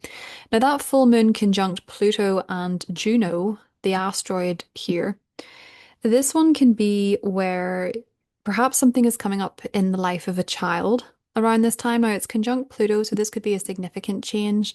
This could be a significant transformation. This could be something that is quite a meaningful change in the life of a child. For some of you, this could be a pregnancy. This could be a birth. For others of you, this could be about a change in your love life and your romantic life. Some of you could absolutely be getting engaged, married, or even divorced or separating with this one because Juno is the asteroid of marriage. Generally, a full moon in the 5th house, especially one conjunct Pluto, can bring significant changes in one's love life or significant changes with one's hobbies and one's passions. So maybe for you, Libra, this is a time when you're noticing your romantic connections are changing in some way. It could be a time where maybe a friendship is turning into a romance, or even noticing that a romance has become a friendship. There can be some sort of significant change happening in your love life around this time, but you will also notice changes generally in your love life, in your romantic life, but also just in terms of what makes you happy. And if you have children or are wanting to have children, very fated time over the next 18 months. It can also be that if you have grown children, they're getting married or engaged or they're starting a family and you're becoming a grandparent with the North Node going through the fifth house also. Some of you might also decide if you haven't been dating in a long time to get back into dating. Maybe a friend wants to set you up with somebody, or maybe a friend introduces you to a creative hobby as well. So we also have some retrograde activity happening in your seventh house, Libra. And this could be a time where you're reflecting on the changes that have been happening in your partnerships, in your significant one-on-one relationships, your marriage, your committed connections, your business partnerships since February when we had the Saturn-Neptune conjunction. So Saturn retrograde here, you might be reflecting on how your commitments are going, especially committed relationships, or reflecting on what you want from a committed relationship. Neptune can help you when it goes retrograde, sort of tap into where you may be avoiding something or avoiding an issue with someone or overlooking something in a partnership or a relationship. Or maybe you are avoiding something within the connection that needs to be addressed. If you are, Neptune retrograde helps you connect with that. That is what I have for you, Libra. I hope you have a wonderful month and I will talk to you soon. Hi, Scorpio. Welcome to your horoscope for July 2026. So, Scorpio, there are some significant changes on the horizon for you, especially professionally. This is the first month that we are going to have Jupiter in Leo for the whole month in 12 years. So the sun will be entering Leo as well on the 22nd. Jupiter will be there all month, and the sun and Jupiter will actually connect in Leo on the 29th. Now, this is big for your professional life, for your career. The Jupiter transit, though, is going to be for the next 12 months. So if nothing changes professionally in July, it's not because it won't. It's not because you won't be able to grow professionally, to experience blessings professionally, or to make some sort of positive change. It's just that it might take a while for Jupiter to interact with your natal planets. But there is very likely some sort of blessing, I would say, with Jupiter connecting with the sun in your 10th house this month. So for a lot of you, it feels as though, Scorpio, you might be looking to do what feels best for you professionally this month. So you might be starting to feel kind of optimistic about going in a new direction, about getting promoted, about building a business, starting a business, learning about something new that you would like to do professionally. It feels for a lot of Scorpio risings in particular that there are very positive changes ahead when it comes to career. So that could be that your boss is stepping down and there's a position that you can take, or it could be that you're planning to start your own business, or it could be that you get an opportunity to work somewhere that's very exciting, maybe work abroad with Jupiter going through the 10th house as well. Now, just a word of warning with Jupiter going through the 10th house is that Jupiter is the great benefic, but it's not only that. Jupiter tends to expand wherever it goes. So if there's an issue professionally, it might expand it. And you might notice that if you're riding too much on good faith and optimism, but not, the substance, it can sometimes bring up a few problems. The South Node is going to be entering the 10th house for you this month on the 26th. So this is where you may need to release something. Some of you might not actually be as driven by success and recognition, and you might not be as driven by ego professionally. You might be more focused on what feels right for you, what feels aligned with you, and maybe what helps assist you with whatever changes are going on in your home or your family or with your living situation. You might feel a bit less driven by pride or recognition, and you might be willing to step down Scorpio, from leadership positions or certain career paths if you feel like they're not aligned with you, with the South Node going through the 10th. This can be where you move away from a certain industry or a certain profession and you seek new horizons with Jupiter. So I feel like some of you might have to give something up in order to receive something better. And that could be that maybe you're leaving something, with it being in a fixed sign, something you've done for a very long time. But Jupiter being there is saying it's time to try new horizons and to be hopeful for the future. Now, for those of you that aren't professional, if you're not working, if you don't have a career, this could be a goal of yours, something that you really want to achieve. This could be something that you are excited about putting out into the world. You're wanting to step into a new persona. Again, it seems to be less motivated by ego and pride.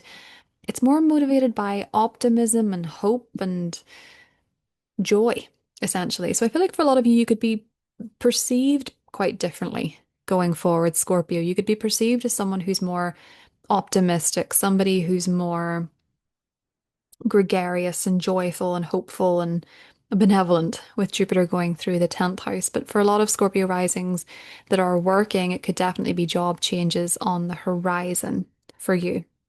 And that's also true because just generally, Scorpio, with your work, Saturn and Neptune are both going retrograde this month.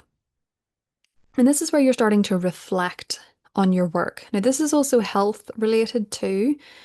Neptune retrograde in the sixth house and Saturn retrograde in the sixth house are both saying it's time to reflect on how things are going, both in a work perspective with your routines and your daily habits, and also health wise. So, your diet, your exercises, these different types of things.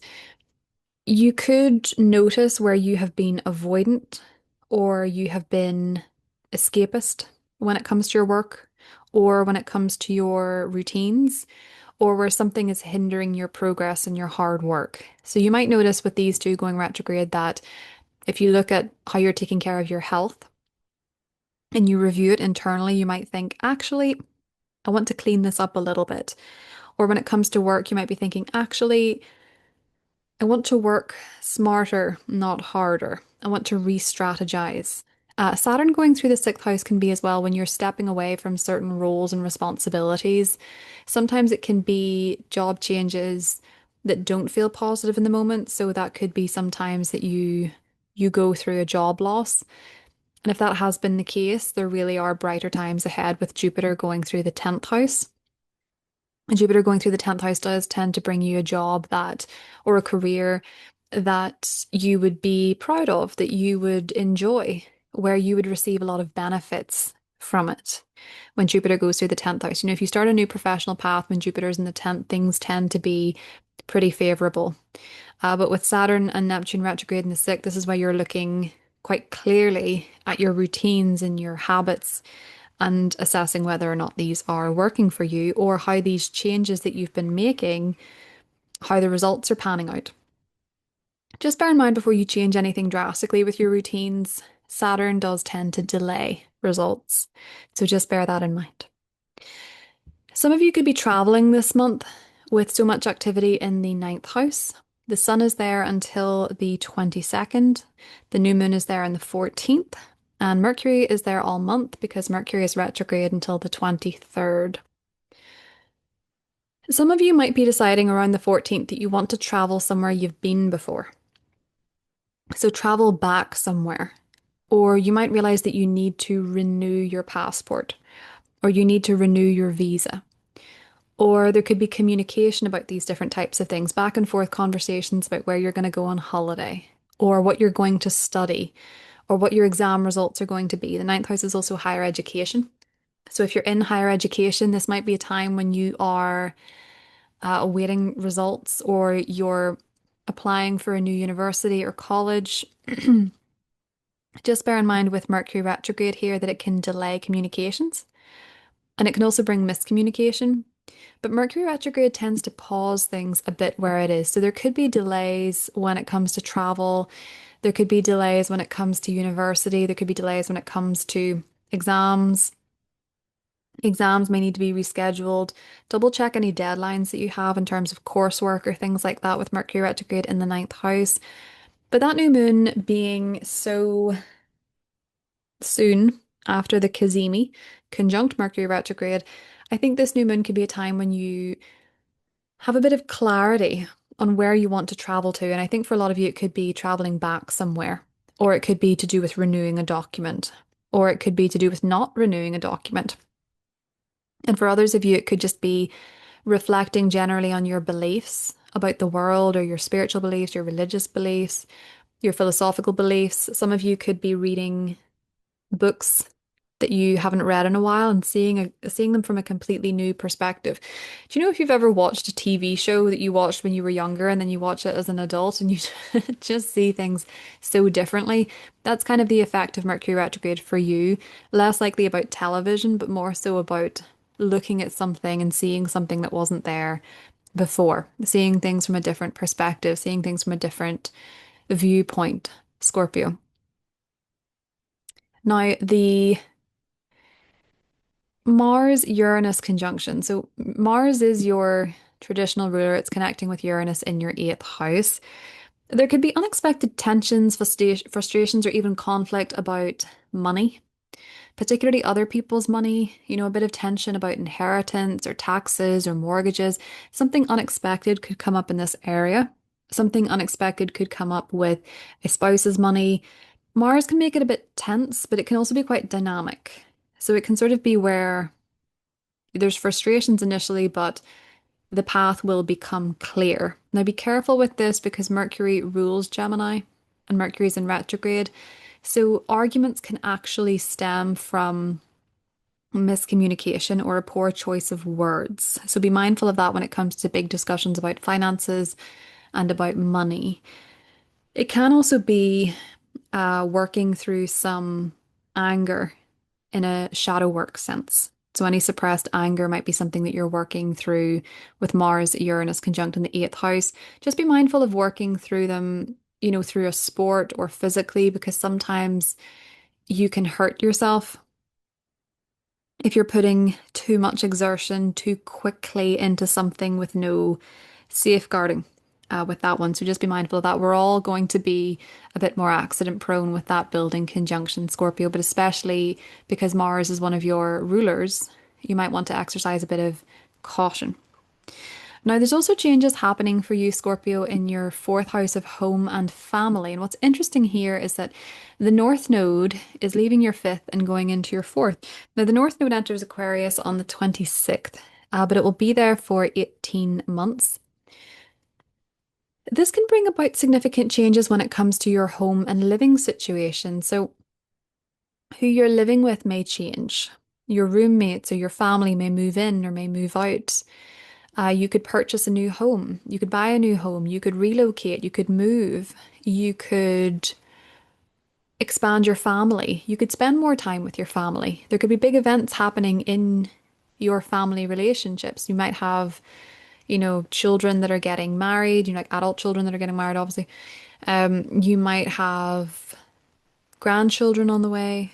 You might become a parent. North Node going through the fourth house. It can bring a lot of your attention to home family matters, and that's where you're experiencing the most growth, Scorpio. And because you have Pluto there, I think generally there will be some significant changes happening for you with home, with living situations. That can be a huge relocation, for example, with Pluto, because Pluto's quite absolute. So it could be a very different relocation. It could be big changes in your home and family life, like your kids flying the nest. Is that the expression? Flying the nest? Flying the coop? Leaving the nest? I'm not sure. But it could be that. And significant changes happening in the life of family members. Now, this is being highlighted on the 29th with the full moon in Aquarius. There could be a significant change happening in the home with a family member with that Pluto full moon conjunction. It could also be to do with your spouse or a live-in relationship because Juno is there. But it could be that there is some sort of significant remodeling, renovation, move, change in a family member's life. Something significant could be happening around that time, Scorpio. It could actually be something that's facilitating or maybe not facilitating, but something that you have to balance with expansive changes at work, or maybe it's that you're putting these changes out for the world to see. There's something kind of public about whatever's happening at home or what's occurring in your life behind the scenes, Scorpio. But certainly there's going to be fundamental changes when it comes to both your home, your private life, and your career and public life as well. So that is what I have for you, Scorpio. I hope you have a wonderful month, and I will talk to you soon. Bye. Hi, Sagittarius. Welcome to your horoscope for July 2026. So, Sagittarius, your ruling planet Jupiter is now in fellow fire sign Leo.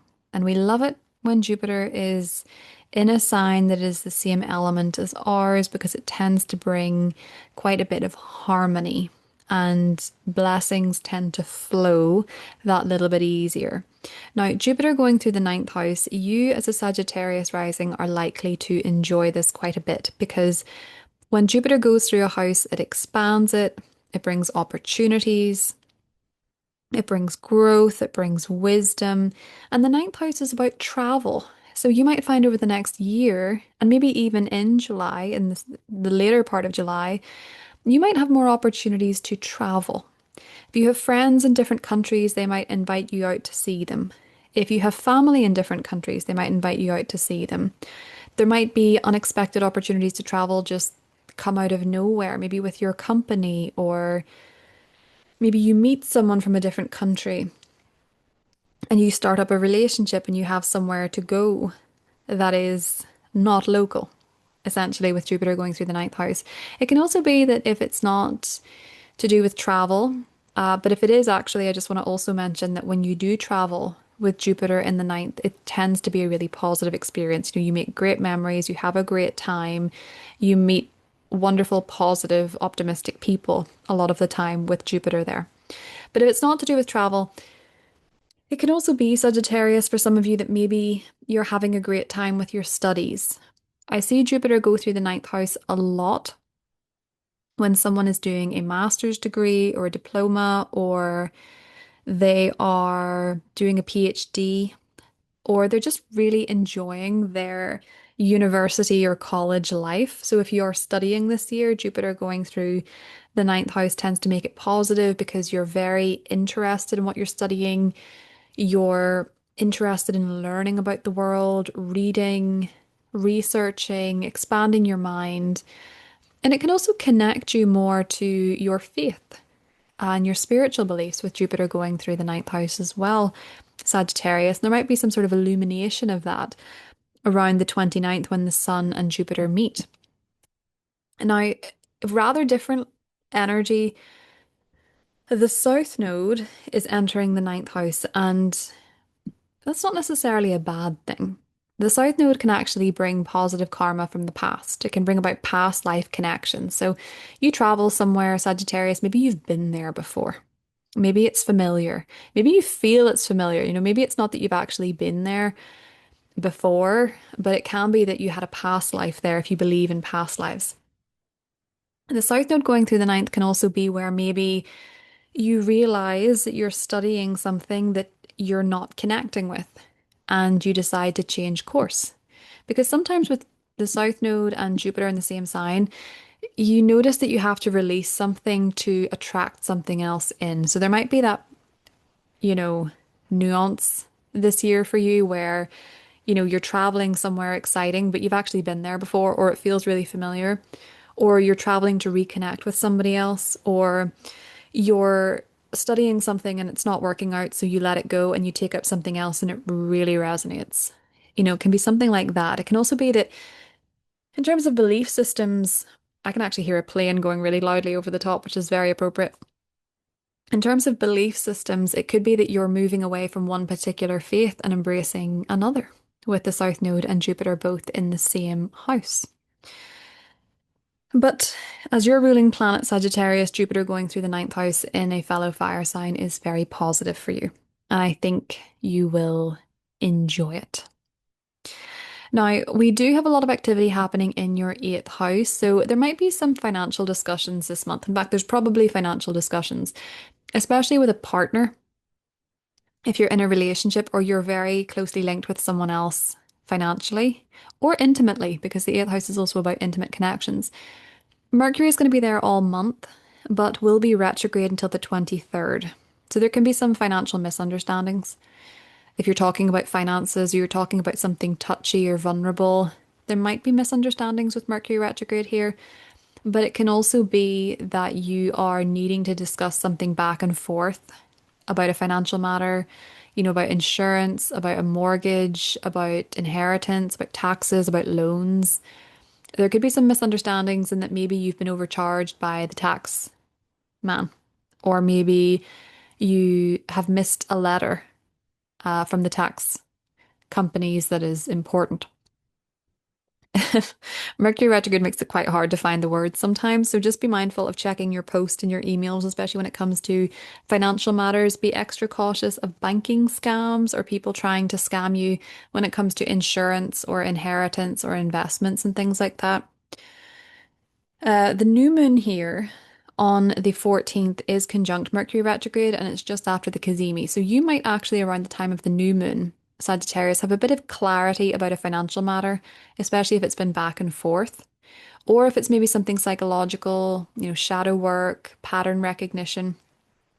If there's been back and forth, you might have a bit of clarity around this time and you might have a bit of a reset. So I think for some of you, if there's been back and forth on something financial, very linked to other people, you might find that you have a bit of clarity around that after the 12th. But things start to move forward again after the 23rd when it comes to large sums of money, particularly connected to, big companies like insurance companies or even to close relationships like your spouse. Now, speaking of your spouse, Sagittarius, or your partner, your significant other, or a business relationship, or just a close relationship in general, if you're single, someone you're very close to, Mars and Uranus are connecting in your seventh house of the other, and they're connecting on the 4th of July. So Uranus is now in your seventh house. It's bringing a rather different flavor to your relationships. And this can be because you're attracted to people that are quite different to your usual type, or there's something a bit unusual about the way that you operate within your relationship or the way that your relationship works together. And there could be something kind of alternative or a bit different. It could also be that if you're in a relationship, maybe there's a need for a little bit more independence or space. So, for example, if you have a partner that doesn't like traveling and you now have Jupiter in the ninth house, you might travel solo, even the fact you're in a committed relationship. And some people might find that strange, but it might work for you guys. That can be something that's coming up. But around the 4th, you could get into a rather significant disagreement out of nowhere with someone close to you in your life. There could be tension between you and another person. There could be unexpected anger, unexpected actions. There could be something disruptive to a key relationship in your life. It could unfortunately stem generally just from a misunderstanding. Because Mars is in Gemini, Uranus is in Gemini, Gemini is ruled by Mercury, Mercury is retrograde. Misunderstandings, miscommunication, and it could irritate you. Say you have a spouse who's always late and they're late again for something you have on the 4th and they're very late. And it just years of it building up and never saying anything, all of a sudden you're just really annoyed.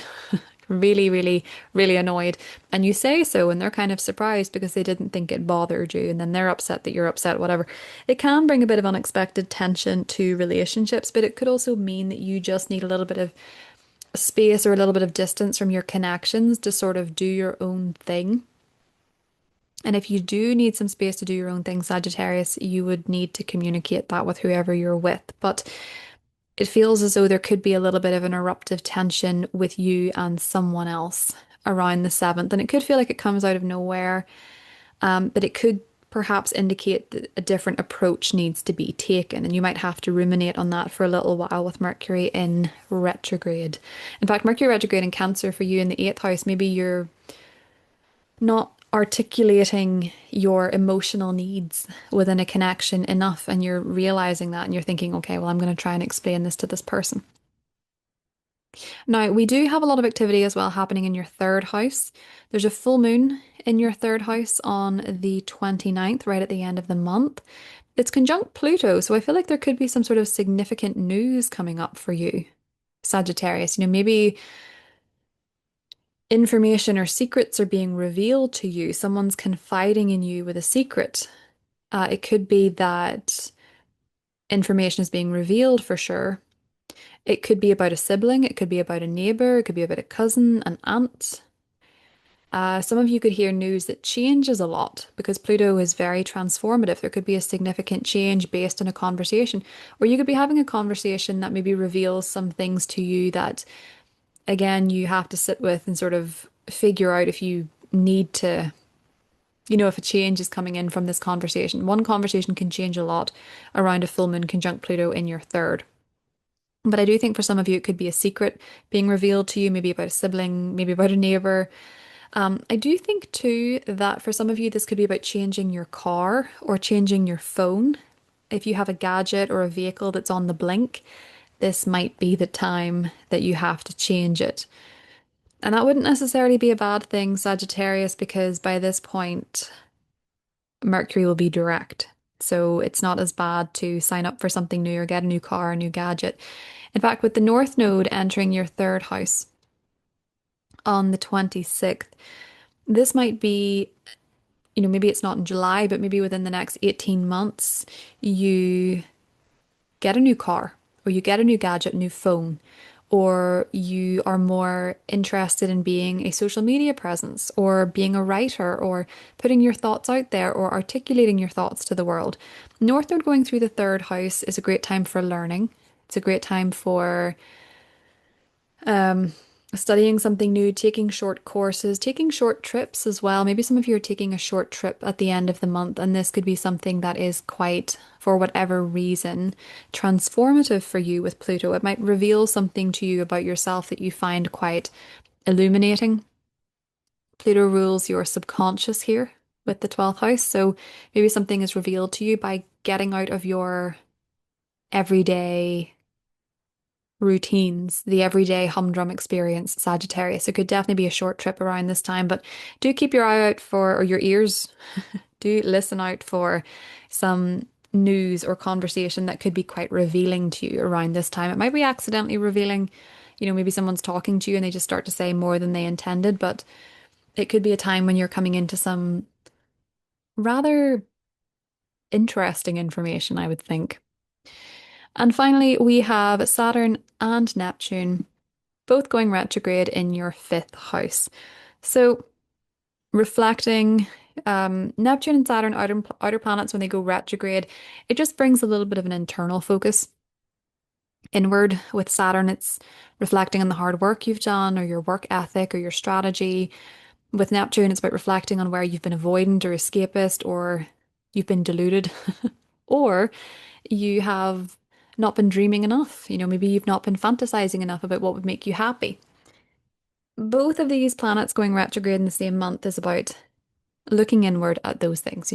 Fifth house is about love, romance. It's also about happiness, joy, things that make you happy, pleasure, parties, fun events. It's also about your children. So you could be reflecting on your connections with your children, or you could be reflecting on the things you do that bring you joy, or the things that you've been avoiding that bring you joy. Especially if it's something artistic and creative with Neptune. And it can also be in terms of your love life and your dating life. If you're single, reflecting on what it is that you want. Maybe where you've been restrictive in dating to yourself, or you've been avoidant, or whether you've maybe been a bit too rose tinted with Neptune there as well. That is what I have for you, Sagittarius. I hope you have a wonderful month and I will talk to you soon. Bye. Hi, Capricorn. Welcome to your horoscope for July 2026. So, Capricorn, We're beginning July in the aftermath of a full moon in your sign, which is really putting the focus onto you. And it may be illuminating your own personal needs, wants, desires, maybe your own personal ambitions, what you want to achieve on a personal level. So while July has a lot of focus on your partnerships and your relationships, this can also be a month where you maybe feel a little bit more reflective about what it is that you want, and particularly when it comes to your own boundaries. And that goes for your personal boundaries with a partnership or with your home and family, because your ruling planet Saturn is going to be going retrograde this month in Aries on the 26th. And when your ruling planet goes retrograde, it brings a lot of personal reflection. And retrogrades are nothing to fear. They're very common. It's just simply about a lot of the external energy moving internally. So you reflect on what's been happening for you when it comes to your home, when it comes to property matters, when it comes to your living arrangements, when it comes to your relationship with your family. Maybe you're feeling a little bit reflective about your living situation, if you've purchased a home, if you've moved homes, if you're looking at the style of your home, you might just be a little bit reflective on it. So maybe you want to change the aesthetic of your home, or maybe you're thinking of moving, or perhaps there is a restructuring in the home. And especially if you have your fourth house cusp at about 13, 14, 15 degrees of Saturn, sometimes that can bring some additional work to the home. Maybe if there is something is revealed to you that perhaps you need to change the foundations or extra work needs done in the home. That can be something that some of you are realizing with Saturn going through the fourth, that the foundations need to be changed or amended. But it can just simply be whatever your living situation is, you're reflecting on how well it is working for you and how well it is serving you in particular, or what your role is within the family. Maybe some of you are setting boundaries with the family, or you're putting up clear expectations with the people that you live with. And perhaps that's to do with work within the home, roles and responsibilities within the home. It's definitely an area of life, Capricorn, that you are feeling reflective, especially if you have been with Neptune here, maybe avoiding a conversation with a family member, or avoiding doing some work on the home, or avoiding looking for a new home. With Neptune there, if you've been avoiding it, or you've been trying to escape it or ignoring it, but also if you have maybe been a little bit too idealistic with a home matter, that can start to shift when Neptune goes retrograde. Now, as I mentioned before, we have a lot of focus happening in your partnership sector. So the sun is going to be there until the 22nd. Mercury is going to be there all month, but Mercury will be retrograde there until the 23rd. So with Mercury retrograde in your partnership sector for the first 23 days of the month, Capricorn, there can be misunderstandings with a close relationship. There can be a need to renegotiate something. There can be a need to discuss something again. Old arguments can resurface. You can misinterpret what your partner is trying to say, or you could be frustrated because they're late to a dinner, or there could be something, somewhat of a mishap with a partnership or relationship in your life. This can also symbolize hearing from somebody from the past. For some of you, it is possible, Capricorn, that with the new moon on the 14th conjunct Mercury retrograde, you could be reconnecting with someone from the past. You could be resetting a key relationship in your life. If there has been arguments or disagreements, that new moon can bring clarity and a clearer path forward, particularly as we get to the end of the month and Mercury does go direct. But for some of you, it can also be that you've been reflecting on what it is that you want from a relationship or a partnership. And that new moon is the time for you to start fresh and set some new intentions for yourself. The seventh house can also sometimes represent legal matters. So if you've been back and forth in a legal matter, there can be some clarity from around the 12th to the 14th when the Sun Mercury cazimi happens, but also we have that new moon. So if you're looking for a new relationship, that new moon is a good time to set intentions. But particularly if you have been reflecting on past patterns in relationships, what your type is in relationships, what you want from relationships, if you've been doing the reflective work, that new moon can really be a good time to set some new intentions and call it in. But as I say, for some of you, probably only a few of you, you could, with Mercury retrograde conjunct that new moon, be reconnecting with someone from the past. And it doesn't have to be romantic either. It can be a reset in any kind of close relationship, maybe a business relationship, maybe a close friendship. Now, other things that are happening for you, Capricorn, there could be some tension or shocking actions happening for you when it comes to your work. You could notice something very unexpected happening in your workplace, colleagues fighting, coworkers fighting, arguing, shocking disruptions in the workplace. There could be something happens that disrupts your routine.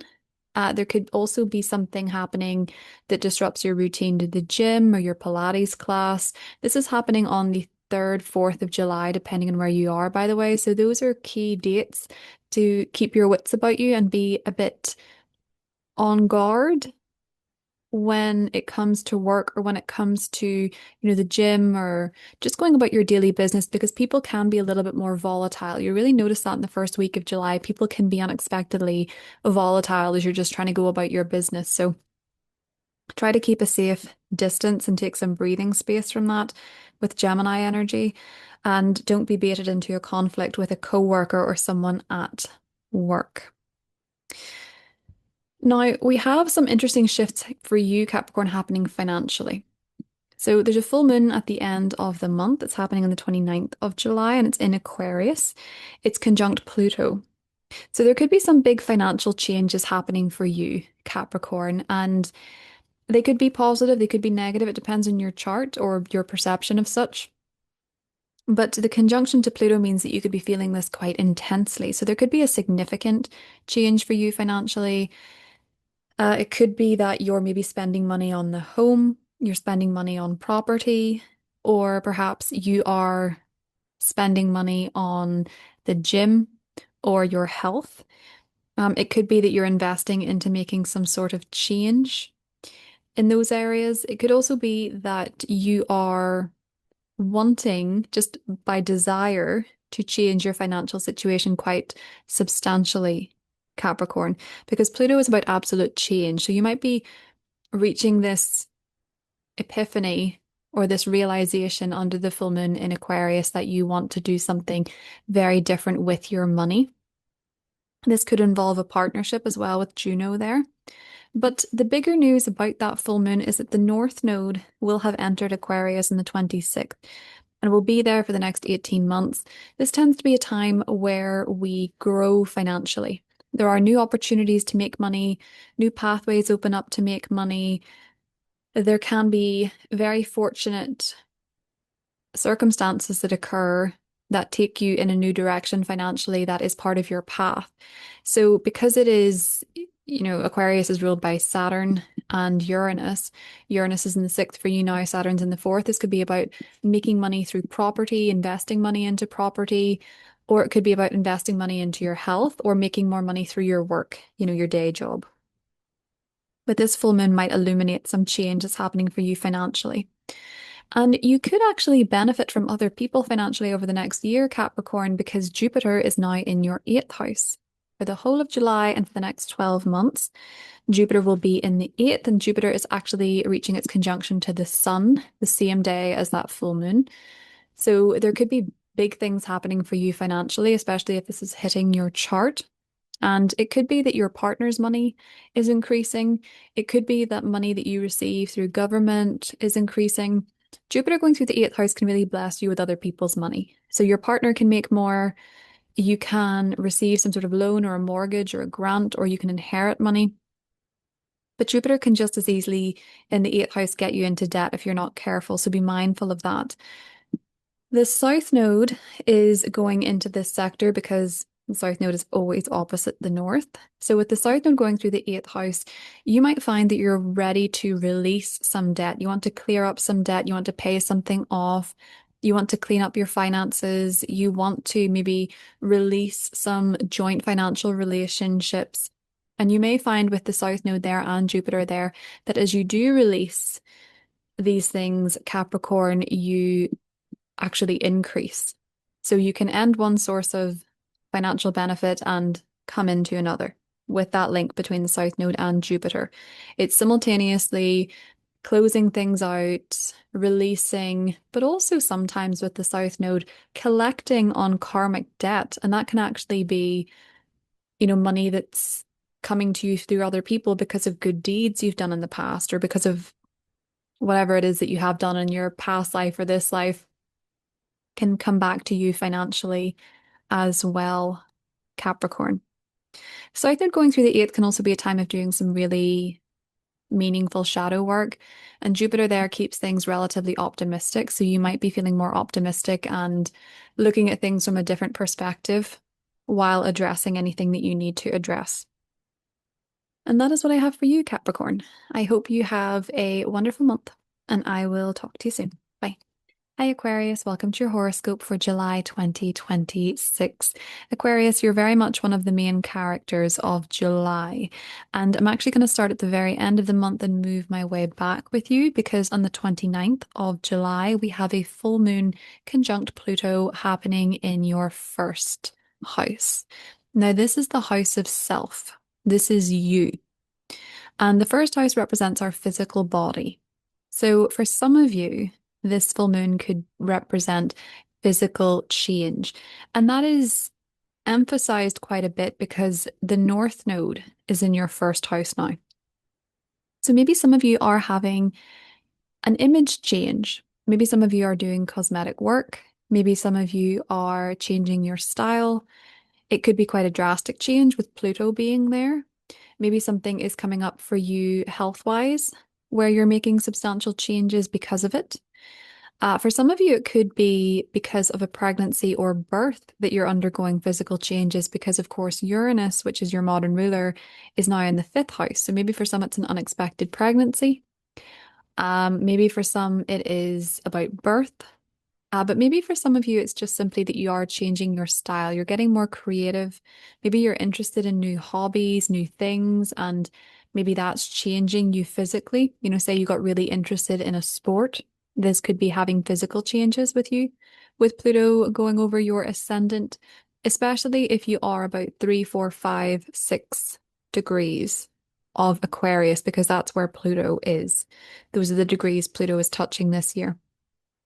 So for some of you, it could be a very substantial or significant image change, physical change, or you could just be changing how you feel about the world. Uranus in the fifth, maybe you've become a parent, or maybe with Saturn in the third, you are studying something or learning new things and you're taking information really seriously and it's affecting the way that you present yourself. Just to throw some ideas out there, but it absolutely looks like a significant change for a lot of Aquarius risings. The fifth house component does, of course, mean that it could be to do with pregnancy or birth for some of you. Now, the North Node enters your first house on the 26th. And this is quite a lucky transit because the North Node going through the first house can make you really very popular. So for some of you, this could actually be if you're into social media or the internet, that you're seeing a spike in engagement because Saturn is in your third house. This can be about committing to your social media platforms or as a writer or as a teacher, as some kind of communicator, taking it very seriously. But with the North Node going through Aquarius, you could absolutely be finding yourself drawn to new things. Again, particularly with Uranus in the fifth, you could discover new talents. You could rapidly develop a talent or a skill or a hobby or a passion. North Node going through the first house tends to be a rather fun time for you. Now, the South Node is going through the seventh house of relationships, partnerships, and marriage. So this can bring fated changes in your relationships. That can bring a past life soulmate. That can bring changes in your marriage. That can be a time where you divorce, you break up, or you can also get engaged, get married. It tends to bring significant fated changes. And that's emphasized with the fact that Jupiter is in your seventh for a year. So Jupiter going through the seventh tends to be a benefic. It tends to bring expansion when it comes to your partnerships. Jupiter is a benefic planet, but the reason I say that it can be benefic is that sometimes it doesn't always feel that way in the moment. What can happen is that Jupiter can expand what's already there. So you might be having difficulties in a relationship. Jupiter going through the seventh might be the time when you think, I would be happier alone, and off you go. But for a lot of you, it looks like you could absolutely meet someone significant or deepen an existing relationship with Jupiter going through the seventh house. For some of you, there could be something significant happens in a partnership around the 29th under that full moon because the Sun Jupiter conjunction is occurring. If you're an Aquarius rising with 5, 6 degrees, very likely something is going on with you and something is going on with a key relationship in your life around that full moon. But Jupiter going through the sector for the next year can absolutely be a time where you fall in love, you meet somebody new. Some of you can even leave one relationship and go into another. Some of you can go back to a relationship with the South Node here as well. You can find that you're in touch with exes or people from the past. But it can generally attract quite helpful people into your life with the South Node. The people that you meet in your path when you have eclipses in the first or seventh are very fated and very often coincide with marriages or significant long-term connections, Aquarius. So that's something to look out for if you're looking for that. And if you're in a relationship, it can sometimes develop it with Jupiter going through there. Now, we do have a lot of focus on your health as well this month, Aquarius. A full moon in the first conjunct Pluto, Mercury retrograde in the sixth house of your healthy habits until the 23rd. So you might be thinking about your health quite a bit because where Mercury is, we think about that area a lot. And when Mercury goes retrograde, we might review the area. So you're reviewing how you eat, how you exercise, your relationship to health, your relationship to fitness, what your habits are. It can also bring miscommunication in the workplace. Mercury retrograde in the sixth can be a little bit annoying for times when you would just like to go home and everything's suddenly very busy in the office. Something's gone missing, last minute deadlines, people are out of office for this reason, and you have to get everything through and everything falls on you. So be mindful that this month there could be a little bit of additional work stress. Work could be busy. Some of you might be looking for a new job, but some of you might also be returning to a job because the new moon on the 14th is conjunct Mercury retrograde. So maybe you're thinking of moving back to somewhere you used to work. Maybe you are, you know, encountering somebody from the past work-wise in your job. So maybe somebody returns to the office. There can be a sense of déjà vu. Reconnecting with people that you used to work with, running into people you used to work with. If you have doctor's appointments, dentist appointments, hair appointments, any kind of appointment where someone's providing you a service, they may cancel or rearrange, or there may be a need to rearrange at last minute, or you may be running late, they may be running late. Mercury retrograde can sometimes just bring minor inconveniences to your day-to-day experience when it's in the sixth house. But if you're looking for a new job, Aquarius, you may find some information via someone from the past or looking back at a place you used to work or with people you used to work with that new moon in particular. Now, the Mars-Uranus conjunction is happening in your fifth house, and with Uranus being one of your co-rulers, this could definitely be affecting you. For some of you, it looks very flirtatious and quite fun with Mars-Uranus in the fifth house. It's a very friendly house to you as a fellow air sign. So for some of you, it could be romantic sparks and attraction, quite unexpectedly so. For others of you, it could be that you are putting a lot of your effort and actions into some sort of creative hobby or venture, and you're trying to be innovative with that. But it can also be who's going to be the irritated person in the room, possibly your kids, if you have them. There could be unexpected arguments with children, unexpected actions from children. They could be behaving in a way that is a bit out of the ordinary. And for some of you as well, that can also be the unexpected pregnancy this month with Mars conjunct Uranus in the fifth house. But obviously that's, for a very select few. Uranus conjunct the fifth, Uranus conjunct Mars in the fifth, rather, looks more like sparks for you, I think, more than anybody else, Aquarius. But it can be if you have children that they're quite temperamental at this time as well. Or it can be that if you're dating, maybe the person you're dating says something that's quite surprising to you or does something that's quite surprising and really catches you off guard with that one. Now, your traditional ruler, Saturn, is going retrograde in the third. This can be a bit of a testing period when it comes to your mindset. You might need something to focus on. And for some of you, you could find yourself reading a book that you read years ago and really maybe you didn't finish it. Or maybe you had a writing project you didn't finish, or a course you didn't finish, or something that you wanted to learn, like a language that you never finished. And this can be the time when you think, I really want to finally do that. I want to complete that. I want to make this happen. And both Neptune and Saturn retrograde in this sector can help you with that.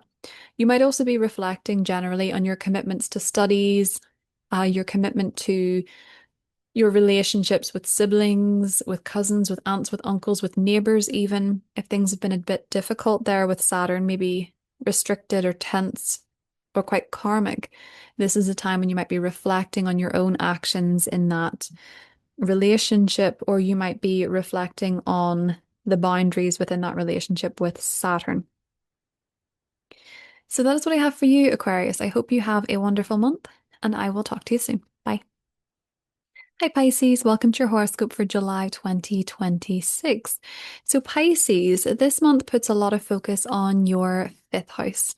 And the fifth house is about love, it's about romance, dating, it's also about fun, your hobbies, your passions, what you enjoy. And if you have children, it's also the house that represents your children, or it represents pregnancies, births, that type of thing. So we have a lot of activity here. The sun is there until the 22nd. Mercury is there all month, but Mercury is going to be retrograde until the 23rd. And we have a new moon in Cancer on the 14th. So new moons and Mercury retrograde sound kind of contradictory because Mercury retrograde is all about the past. But what this can look like for you, Pisces, is a reconnection or a reset romantically. So that can be for some Pisces risings that you're reconnecting with someone from your past romantically and giving it a second chance. It can also be that in an existing romantic connection, whether that be a relationship that's established or a potential relationship, if there's been some back and forth when it comes to planning or communication, that new moon can bring clarity and a reset as well, especially after the Sun Mercury cazimi on the 12th. So some of you could be resetting a relationship romantically, and it could mark a new chapter with someone already known to you, or it could be about reconnecting with someone from the past romantically as well, or just simply reflecting on what it is that you want from love and romance has led you to set some new intentions.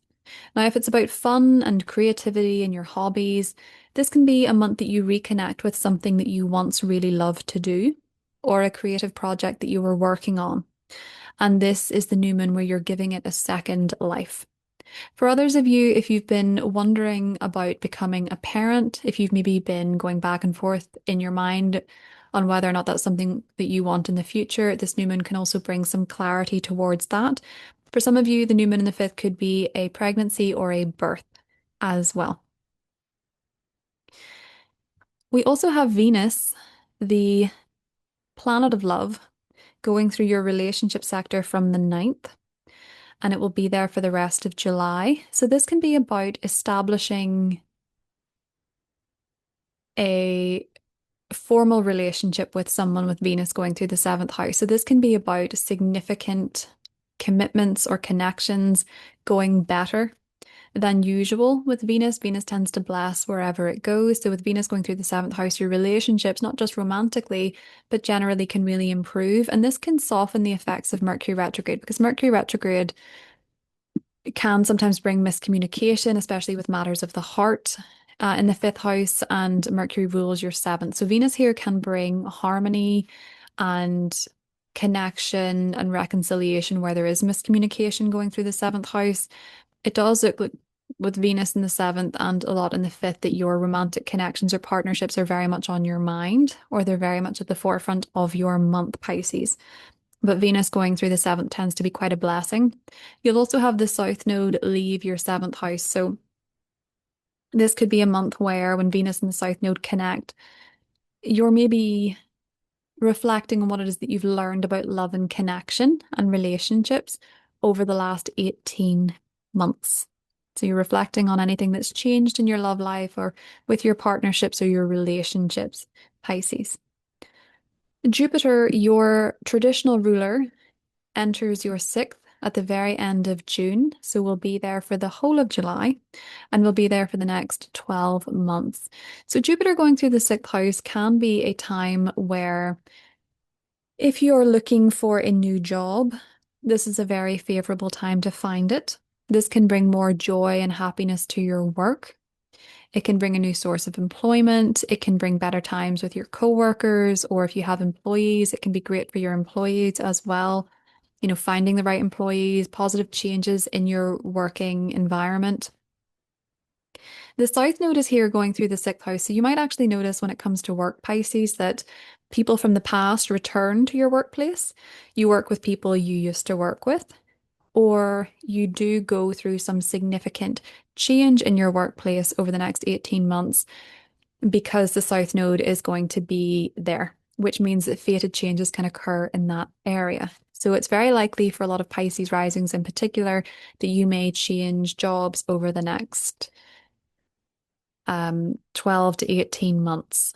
And this could be as well that if you have a business, the services that you offer are changing, probably for the better too.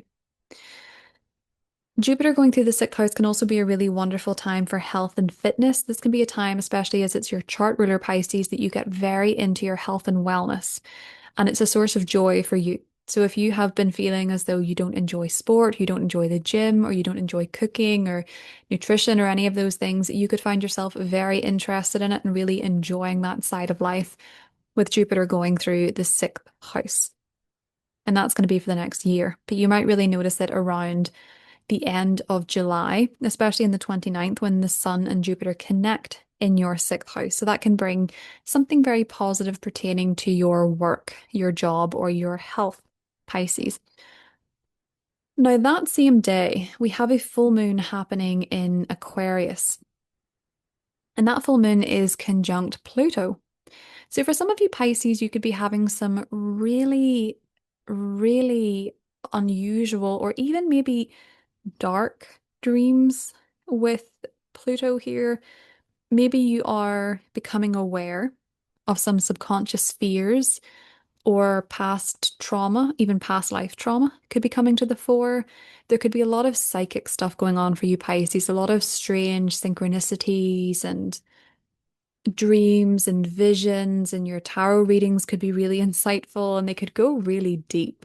There's a lot of depth to this full moon, Pisces, and you're really looking to explore your spiritual side with the North Node going through this sector. Maybe you're becoming more interested in healing, you're becoming more interested in taking care of your mental health. For some of you, it can be a mental health diagnosis as well, with that full moon in the 12th house. But because the North Node is now going through your 12th house from the 26th, you might be noticing that you're more interested in the supernatural, you're more interested in a healing journey. With the North Node going through the 12th house as well, you can be having some really unusual experiences with your sleep. So, unusual dreams. Your dreams can be much more psychic than usual. For some, it can be premonitions here and there with this particular transit, but it's really being heightened around the time of that full moon because it is conjunct Pluto. This could also be a time where maybe a secret comes out as well, and that secret could be pertaining to the workplace with so much going on in the sixth at that point. But for a lot of you Pisces as well, it could be a secret's coming out about people in your life. And Pluto, Juno in this in the 12th house, maybe some of you are secretly eloping. I don't know, because that looks like a secret marriage or a secret relationship for some, because Juno is about committed relationships and connections. So that could be something maybe for one or two of you. There can also be some unexpected events happening with home or family this month. On the 3rd, 4th of July, depending on where you are, but most likely the 4th, Pisces, the Mars-Uranus conjunction is happening in your 4th house. So this is very unexpected energy when it comes to home and family. There could be an unexpected argument with someone in your family or a roommate or about a property matter. Something might break in the home, something unexpected might happen in the home. Be extra careful of accidents around the home. Gemini would be to do with electronics and gadgets, so take extra care around those.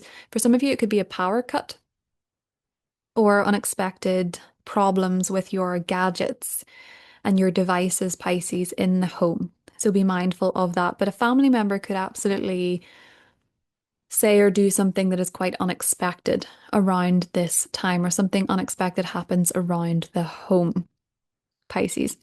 Now, your modern ruler Neptune is going retrograde this month in your second house, and Saturn is also going retrograde in your second house. Neptune goes retrograde on the 7th, Saturn goes retrograde on the 26th. So, with this retrograde energy in your second house of money, you may be reflecting on what you have been building for yourself financially. You might be reflecting on your savings goals or your savings habits with Saturn being there. Saturn tends to make one more frugal when you're experiencing it in the second house. Maybe you're cutting back on a few things.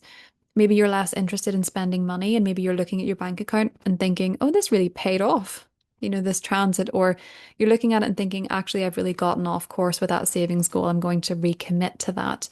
Especially if you have been avoiding looking at your finances with Neptune there, this could be a time to really, avoid the avoidance. Get away from the avoidance and look at your bank statements, or reflect on your finances and really look at them clearly. Neptune can sometimes idealize things where you think, oh, it'll be fine, or I'm not really that interested in money. And then, Saturn gives you a bit of a reality check. So this is a great month to do a little bit of financial inventory, your own personal audit on your finances, Pisces, particularly when it comes to your savings goals. That is what I have for you. I hope you have a wonderful month, and I'll talk to you soon.